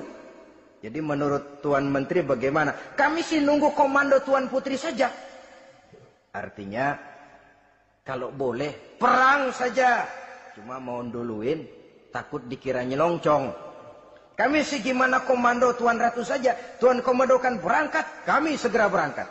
Terserah Tuan Putri, kami seluruhnya loyal, taat dan setia menunggu titah dari Sri Paduka Ratu. Terima kasih para menteriku. Soal kesetiaanmu saya tidak meragukan. Tapi perang dimanapun selalu membawa kerugian. Kita menang, rugi, tentu jatuh korban. Apalagi kalau kita kalah. Dan raja-raja yang mengalahkan negeri-negeri lain selalu membawa kehinaan kepada negeri yang dikalahkannya. Jadi bagaimana? Sekarang begini saja. Kita ambil jalan tengah. Lalu diplomasi dulu. Diplomasi macam apa Tuan Ratu? Kita kirim utusan kepada Nabi Sulaiman. Dari sana nanti kita lihat reaksinya. Saya memang selama ini sudah dengar siapa itu Nabi Sulaiman. Katanya orang yang masih muda, masih bujangan, bijaksana, kekuasaannya besar, tentaranya hebat. Cuma kan baru berita, kita cek. Jadi diplomasi macam apa Tuan Ratu? Kita kirim utusan kepada Raja Sulaiman. Kita bawakan hadiah-hadiahnya. Yang mahal-mahal, mewah-mewah, menarik. Pokoknya yang terbaik di negeri kita, berikan kepadanya. Lihat reaksinya. Kalau dia tergiur dengan hadiah itu, dia raja, bukan nabi. Tapi kalau dia menolak hadiah itu, dia memang nabi. Dan apa reaksi kita nanti tergantung sikap Nabi Sulaiman. Aha, kalau begitu setujulah Ratu. Itu memang bijaksana. Diplomasi dulu. Iya, jangan datang-datang main perang aja loh. Perang sih gampang. Tapi ini kan ada meja perundingan. Sepanjang masih kita bisa menempuh jalan damai, damai saja dulu. Baik. Maka diaturlah satu barisan diplomasi untuk menuju Palestina, kerajaan Nabi Sulaiman alaihi salam. Rombongan terdiri dari 500 orang. Laki-laki dan 500 orang perempuan. Yang laki ganteng, yang perempuan cantik. Yang laki dikendarai dengan kuda-kuda pilihan, dan yang perempuan dikendarai dengan keledai-keledai pilihan. Kuda dan keledai pun dihiasi begitu rupa, pelanaknya yang terbagus dilapis dengan sutra, sedangkan bawaan-bawaannya tidak lain daripada intan, berlian, mutiara, jamrud, yakut, kesturi, yang dilapis dengan sutra tenun yang asli. Pendeknya hadiah yang serba wah. Dan rombongan ini dipimpin oleh seorang diplomat ulung dari negeri Sabah bernama Munzir bin Amru. Ini ahli diplomasi dari negeri Sabah. Dipesanlah oleh Ratu Balkis, kalau datang nanti kamu ke negeri Sulaiman, sikapmu harus begini, begini, dan segala macam. Ditatar dulu. Sebab ini mau diplomasi tingkat tinggi. Baik, Sri Ratu. Nah, sudah mendengar perundingan ini, burung hudhud pulang ke negeri Nabi Sulaiman. Apel lagi, lapor Tuan Raja. Bagaimana hudhud?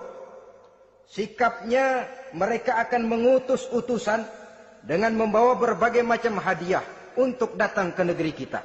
Baik. Nabi Sulaiman kumpulkan tentaranya, terutama para jin. Hei tentaraku, khususnya kalian para jin, akan datang rombongan tamu besar ke negeri kita.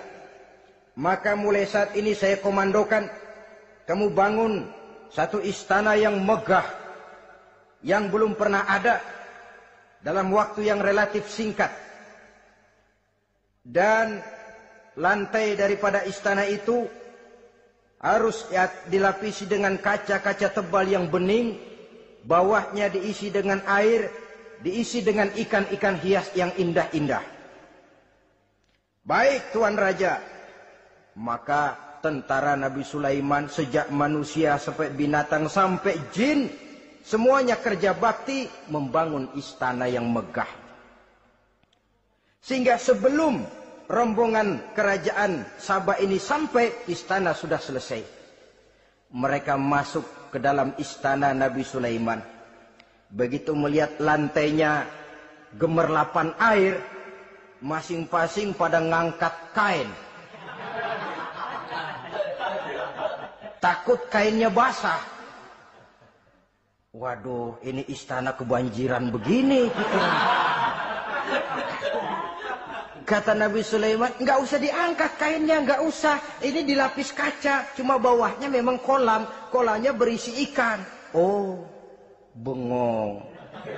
Bengong. Bengong aja pada melongo mulutnya. Saudara-saudara, jadi persis orang yang tinggal di puncak gunung datang ke tengah-tengah kota. Kan noraknya minta ampun. Apaan aja ditunjuk. Apaan aja dilihat, apaan aja ditunjuk. Ini ya, itu ya, wah. Wah, sudah semuanya serba wah. Jadi kalau istilah tingkat diplomasinya, mereka sudah kalah mental. Dan itu sudah kemenangan pertama dari Nabi Sulaiman. Sudah shock. Mereka merasa negeri Sabah kaya, luar biasa, hebat. Begitu datang ke negeri Sulaiman, mereka jadi orang norak kayaknya. Sudah kumpul, nah selamat datang tuan-tuan ke negeri kami. Ada pesan apa? Majulah Munzir bin Amru. Tuan Sulaiman, bagaimana? Kami diutus oleh Sri Baginda Ratu Balkis untuk menyampaikan hadiah-hadiah yang kami bawa ini. Intan, berlian, yakut, jamrud, kesturi, dan barang-barang mahal lainnya. Mudah-mudahan Tuhan bisa menerima dengan senang hati. Nabi Sulaiman tersenyum. Lalu beliau berkata, "Atumiddunani untuk selamanya ya Rasul. Dalam kondisi semacam itu, azahrul ardi khairul lana ambatniha. Mana yang lebih baik ya Rasul buat kami kalau sudah ditinggalkan oleh Tuhan? Permukaan bumi atau perut bumi yang lebih baik?" Ini pertanyaan dengan bahasa kinayah. Permukaan bumi maksudnya hidup. Perut bumi maksudnya mati. Orang kalau sudah masuk ke perut bumi kan habis.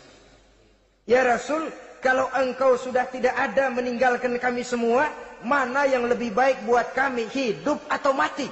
Bukan main pertanyaan ini.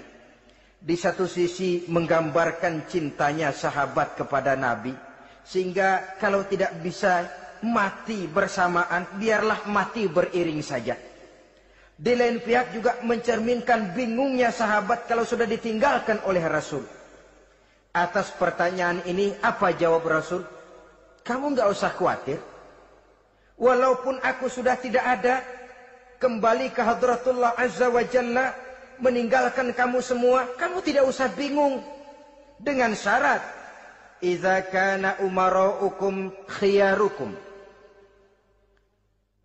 wa amrukum syura bainakum wa aghniyaukum askhiyaukum fa zahrul ardi khairul lakum min batniha. Kalau saja para umara, kalau saja pemimpin-pemimpin kamu adalah orang-orang yang terbaik di antara kamu, dan seluruh persoalan yang kamu hadapi dapat kamu musyawarahkan dengan baik, lalu orang-orang kaya di antaramu adalah orang-orang yang dermawan, ketika itu walaupun aku sudah tidak ada, hidup lebih baik daripada mati, permukaan bumi lebih baik daripada perut bumi. Dengan catatan 3 tadi, pemimpinmu orang yang terbaik di antara kamu, segala persoalan kamu musyawarahkan, dan orang kayamu orang dermawan.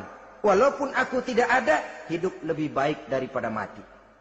Tapi sebaliknya kata Nabi, idza kana umara'ukum syirarukum, kalau umara'mu, pemimpin-pemimpinmu adalah orang-orang yang terjahat di antara kamu, wa amrukum ala nisaikum, dan segala urusanmu sudah diatur oleh perempuan, walaupun dia tidak naik di bidang eksekutif, tidak memegang kekuasaan, tapi kekuasaan bayangannya jauh lebih menentukan daripada kekuasaan yang sesungguhnya.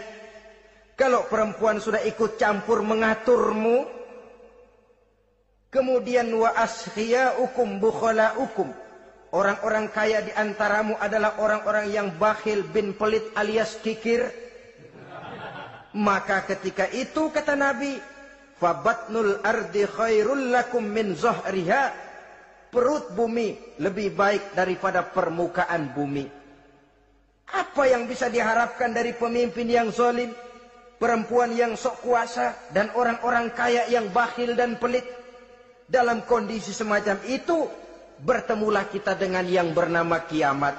Dan kalau sudah kiamat macam itu kata Nabi, perut bumi lebih baik daripada permukaan bumi. Maka yang kita perlukan sekarang adalah kerjasama antara ulama dengan umara. Ulama bukan umara, umara pun bukan ulama. Harus saling kerjasama dan jangan saling memperalat. Kerjasama menurut bidangnya masing-masing, menjadi yang terbaik di bidangnya. Jangan sudah jadi kiai karena ingin berpartisipasi aktif lalu pindah jadi pemborong jembatan. Tidak sadar akan profesinya, dan orang lalu tidak bisa berkata, apaan kiai mubalik bisanya cuma ngomong saja. Sekarang kan zaman pembangunan perlu karya nyata. Mana ada ustadz kiai mubalik bikin irigasi, cuma pidato saja. Apa kemiskinan bisa diatasi dengan pidato? Ini juga orang tidak ngerti urusan. Wong Nabi saja ngajarin kok, iza wusidal amru ila ghairi ahlihi fantaziris sa'ah, yang kemudian diterjemahkan dalam manajemen modern, the right man on the right job, bahwa persoalan harus diserahkan kepada orang yang memang ahlinya. Lah kalau kiai ngurus irigasi, apa nanti lurah mau ngajar fikih, camatnya ngajar tafsir, kacau jadinya. Makin ruwet jalur birokrasi, makin banyak orang meninggalkan profesi dan malah melaksanakan sesuatu yang bukan profesinya. Untuk memberesi keruwetan birokrasi, termasuk diantaranya menanamkan kesadaran profesi yang menimbulkan kebanggaan, dan kebanggaan yang membuahkan tanggung jawab terhadap profesi itu. Sebab orang kalau sudah bekerja menurut profesinya, walaupun tidak kaya, tapi hidupnya tenang. Kenapa? Karena panggilan jiwanya.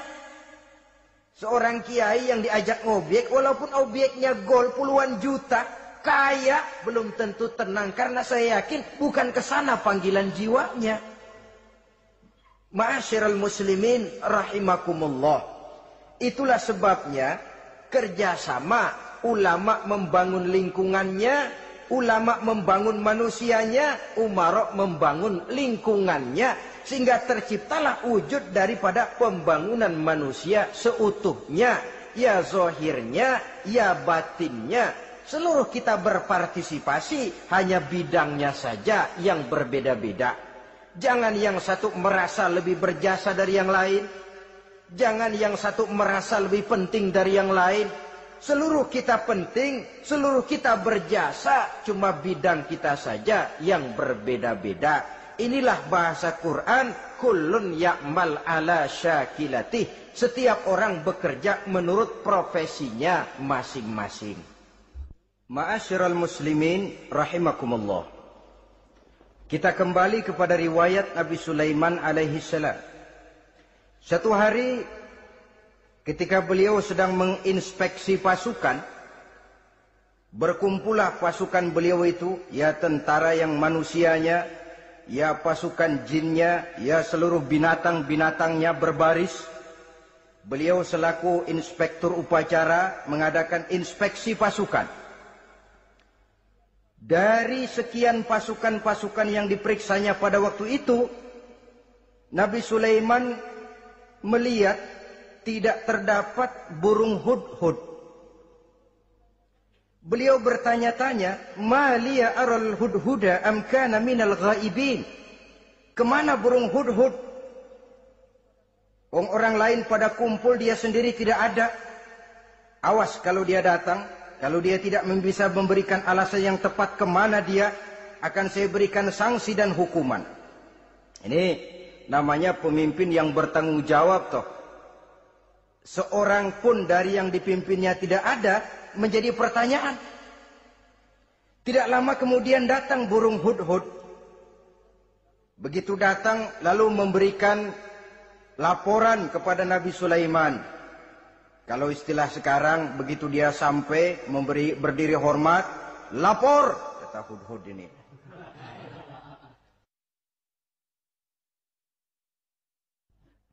Bagaimana hudhud? Maaf Tuan Raja, saya terlambat. Iya, kenapa terlambat? Patroli Tuan Raja. Kemana saja kamu patroli? Keliling. Lalu apa hasilnya? Inni wajadtu imra'atan tamlikuhum wa utiyat min kulli syai'in wa laha 'arsyun 'azim. Saya baru patroli ke satu negara yang bernama Sabah, Tuan Raja. Sabah, saudara tahu Sabah? Di mana itu? Dekat ibu kota Yaman sekarang. Di sana Tuan Raja, kata hudhud ini, wajadtu imra'atan tamlikuhum. Yang jadi raja perempuan. Kalau Tuan raja besar, Tuan orang laki. Ayah Tuan raja besar, Nabi Daud, laki. Ini mah model Tuan Raja. Orangnya rajanya raja besar tapi perempuan. Tumben saya ngelihat ada raja perempuan. Kerajaannya begitu besar. Begitu. Iya. Lalu dia jadi raja bagaimana? Dia mewarisi kerajaan ayahnya Sri Baginda Raja Sarahil. Ketika ayahnya wafat, dia naik. Walaha arsun azim. Singgasananya besar, bagus, antik Tuan Raja. Terus bagaimana lagi? Wajadtuha wa qaumaha yasjuduna lisyamsi min dunillah. Yang jadi pikiran saya Tuan Raja, dengan kekuasaan yang besar, mereka itu seluruhnya, seluruh bala tentaranya dan kaumnya, yasjuduna lisyamsi. Mereka menyembah matahari, bukan menyembah Allah. Mendengar ini Nabi Sulaiman tergerak hatinya. Waktu mendengar rajanya perempuan, kekuasaannya besar, belum tergerak. Tapi ketika sampai kepada yasjuduna lisyamsi, mereka sujud kepada matahari, di situ pribadi seorang rasulnya tergerak. Siapa nama ratu itu? Namanya Ratu Balkis Tuan Raja. Begini hudhud. Laporan kamu, apa kamu anak dibelah dua setuju? Akhirnya ibu yang satu itu menerima hukuman yang setimpal karena mengakui sesuatu yang bukan haknya. Di sini kita lihat kebijaksanaan yang dimiliki oleh Nabi Sulaiman alaihi salam. Bukti yang ketiga, pada waktu beliau mengadakan jihad fi sabilillah, beliau mengadakan mobilisasi dana. Tidak cuma manusia, binatang seluruhnya ikut memberikan sumbangan. Ketika datang gajah, gajah nyumbang kerbau. Datang kerbau, kerbau nyumbang kambing. Datang kambing, kambing nyumbang ayam. Datang ayam nyumbang burung. Datang burung nyumbang balang. Datang balang nyumbang semut. Gajah yang nyumbang kerbau ngelihat balang nyumbang semut ketawa. Hei semut, balang, Nabi Sulaiman kamu berikan semut untuk apa kayak gitu kecilnya? Lihatin dong saya nyumbang kebo, kata gajah. Nabi Sulaiman tersenyum seraya bersabda, al-hadiyatu biqadril muhdi. Pemberian itu memang sesuai dengan kemampuan orang yang memberi. Kalau gajah nyumbang kerbau itu wajar saja. Gajah besar sumbangannya pun besar. Sebaliknya kalau balang nyumbang semut itu juga memang pantas. Balang kecil sumbangannya pun kecil. Yang tidak wajar kalau ada balang mau nyumbang kerbau, ada gajah nyumbang semut. Di sini kelihatan watak yang bijaksana dari Nabi Sulaiman alaihi salam. Ini merupakan ciri keistimewaannya. Setiap rasul dibekali dengan sifat ini yang namanya sifat fatonah. Cerdik, cerdas, dan bijaksana. Yang ini memang merupakan mukjizat. Kecerdasan seorang rasul tidak merupakan hasil sekolahan, tapi merupakan bimbingan wahyu semata-mata, dan ini yang tidak bisa ditandingi oleh manusia. Jadi jangan lalu ngambil dalih rasul aja nggak sekolah pinter lalu ikut nggak sekolah ya goblok terus. Itu khususiat kok. Sifat yang namanya fatona itu merupakan bimbingan daripada wahyu. Adapun manusia, jikalau dia mau cerdik, jikalau dia mau cerdas, jikalau dia mau bijaksana, dia harus belajar. Ya lewat bangku sekolah, ya lewat teman bergaul, ya lewat bertanya kepada orang-orang pandai, atau autodidak dengan hidup banyak membaca dari kehidupan ini. Dengan demikian nilai kecerdikan, kecerdasan dan kebijaksanaannya akan bisa meningkat adanya. Ini keistimewaan pertama. Keistimewaan yang kedua, Nabi Sulaiman diberikan kekuasaan oleh Allah sehingga bisa menguasai angin, jin, bahkan juga mengerti segala macam bahasa binatang. Menguasai angin, beliau bisa menundukkan angin ribut dan memerintahkannya angin itu. Dalam surah Al-Anbiya ayat 81 kita temukan, wali Sulaiman ar-riha asifatan tajri bi amrihi ilal ardil lati barakna fiha. Dan bagi Sulaiman, ia mampu menundukkan angin ribut yang bertiup menurut perintahnya ke permukaan bumi yang kami berkahi di dalamnya. Menguasai angin, barangkali istilah sekarangnya, memahami betul meteorologi. Itu sebabnya mukjizat hanya diberikan kepada Rasul. Orang yang jiwanya sudah stabil. Coba kalau potongan kita diberikan keistimewaan bisa ngatur angin, Saban Sari main angin. Nggak boleh ada orang kita keselin. Kesel sama orang, undang angin, hantam saja. Maka mukjizat semacam ini hanya diberikan kepada orang yang jiwanya sudah stabil. Ada satu cerita, namanya juga cerita, tapi kebenarannya mendekati. Seorang wali di tanah Jawa, sholat Jumat di Masjidil Haram di Mekah itu. Namanya wali kalau di Jawa kan pakai belangkon. Dia sembahyang di Masjidil Haram. Ini ada orang Arab usil, tumben ngelihat belangkon. Ini apa di tengah masjid? Dia tepak belangkon itu, miring di atas kepala. Begitu belangkonnya miring, tanah kayaknya ikut miring. Sehingga penduduk heran, ini apa tanah jadi miring begini? Lalu ada seorang wali juga yang alim dan mengerti, lihat-lihat di tengah Masjidil Haram ada belangkon miring di atas kepala. Jangan-jangan ini sebabnya ini. Dia samperin, dia dandanin lagi tuh belangkon rata, tanah kelihatannya kayak rata lagi. Keistimewaan seperti ini pun hanya diberikan kepada orang yang jiwanya memang sudah stabil. Coba kayak kita diberikan keistimewaan kayak begitu, main belangkon melulu. Saudara-saudara kaum muslimin rahimakumullah, juga bisa menguasai jin, memerintahkan jin, dan juga mengerti segala macam bahasa binatang. Kita bisa lihat dalam surah As-Saba ayat 12 misalnya. Demikian juga tentang mengerti bahasa binatang. Pada satu hari Nabi Sulaiman dan bala tentaranya lewat di satu lembah. Lembah itu kebetulan lembah semut. Ketika mereka lewat di lembah itu, Raja Semut lihat dari kejauhan, dia pidato kepada rakyatnya para semut itu. Apa katanya?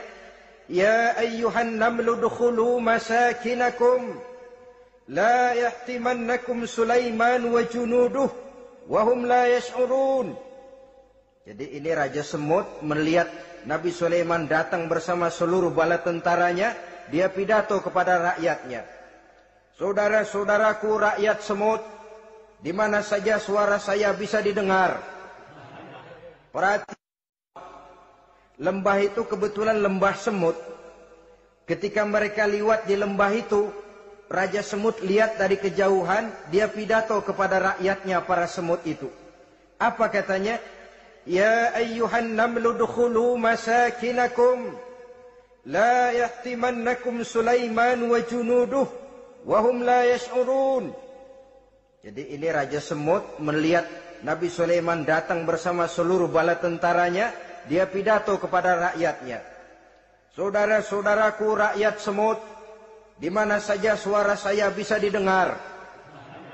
Perhatian, perhatian. Ini Nabi Sulaiman mau liwat dengan seluruh bala tentaranya. Kamu semua supaya masuk ke dalam lubang kamu masing-masing. Sebab kalau kamu nggak masuk ke lubangmu masing-masing, akan diinjak oleh Sulaiman dan bala tentaranya, sedangkan mereka tidak tahu kalau kamu kena injak. Masuklah semut itu seluruhnya ke dalam lubangnya masing-masing. Nabi Sulaiman senyum. Fatabassama dhahikan min qawliha. Mendengar ucapan Raja Semut ini, Nabi Sulaiman tersenyum. Lalu berkata, apa katanya?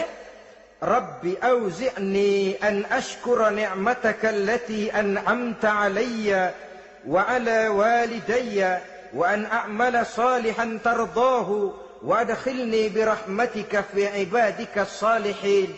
Satu pengakuan yang tulus, yang jauh dari watak kesombongan. Mendengar Raja Semut berkata semacam itu, beliau senyum. Lalu berkata, wahai Allah, tetapkan kiranya hati saya ini untuk selalu bersyukur terhadap nikmat yang engkau karuniakan kepada saya.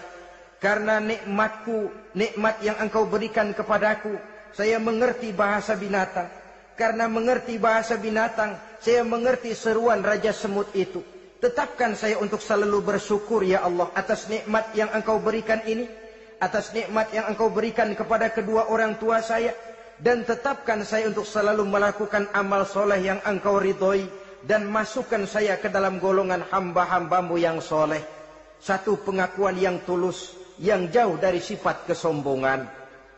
Mungkin kalau sombong yang lahir, begitu dengar Nabi Sulaiman bahwa semut ngomong begitu, beliau akan berkata, iya masuk gede buruan. Tapi kan tidak. Malah beliau perintahkan bala tentaranya, pasukan berhenti. Ada apa Nabi Sulaiman? Di depan kita ada kerajaan semut. Mereka lagi kocar-kacir masuk ke sarangnya masing-masing. Tunggu sampai mereka masuk dan kita bisa lewat dengan aman tanpa harus menginjak-injak mereka. Bala tentaranya di stop dan berhenti. Ternyata kebesarannya tidak menyebabkan ia lalu memandang remeh sampai kepada makhluk yang bernama semut sekalipun. Masih tetap dihargainya sebagai makhluk dari Allah Subhanahu wa ta'ala. Sesuatu yang perlu menjadi contoh kita semua. Sebab orang bilang kadang kacang sering lupa akan kulitnya. Kadang posisi kita yang tinggi menyebabkan kita lupa dari mana kita berasal. Kadang harta yang kita miliki menyebabkan kita lengah dari mana kita datang. Akhirnya yang timbul adalah sifat sombong dan angkuh. Ibarat kata orang, kacang lupa dengan lanjarannya. Ma'asyiral muslimin rahimakumullah. Ini kebesaran dan keistimewaan yang diberikan Allah kepada Nabi Sulaiman alaihi salam. Apa yang perlu kita jadikan tamsil dan ibarat dari kebesaran ini? Saudara-saudara kaum muslimin rahimakumullah. Keadilan sebagai umara yang berpadu dengan kebijaksanaan sebagai ulama.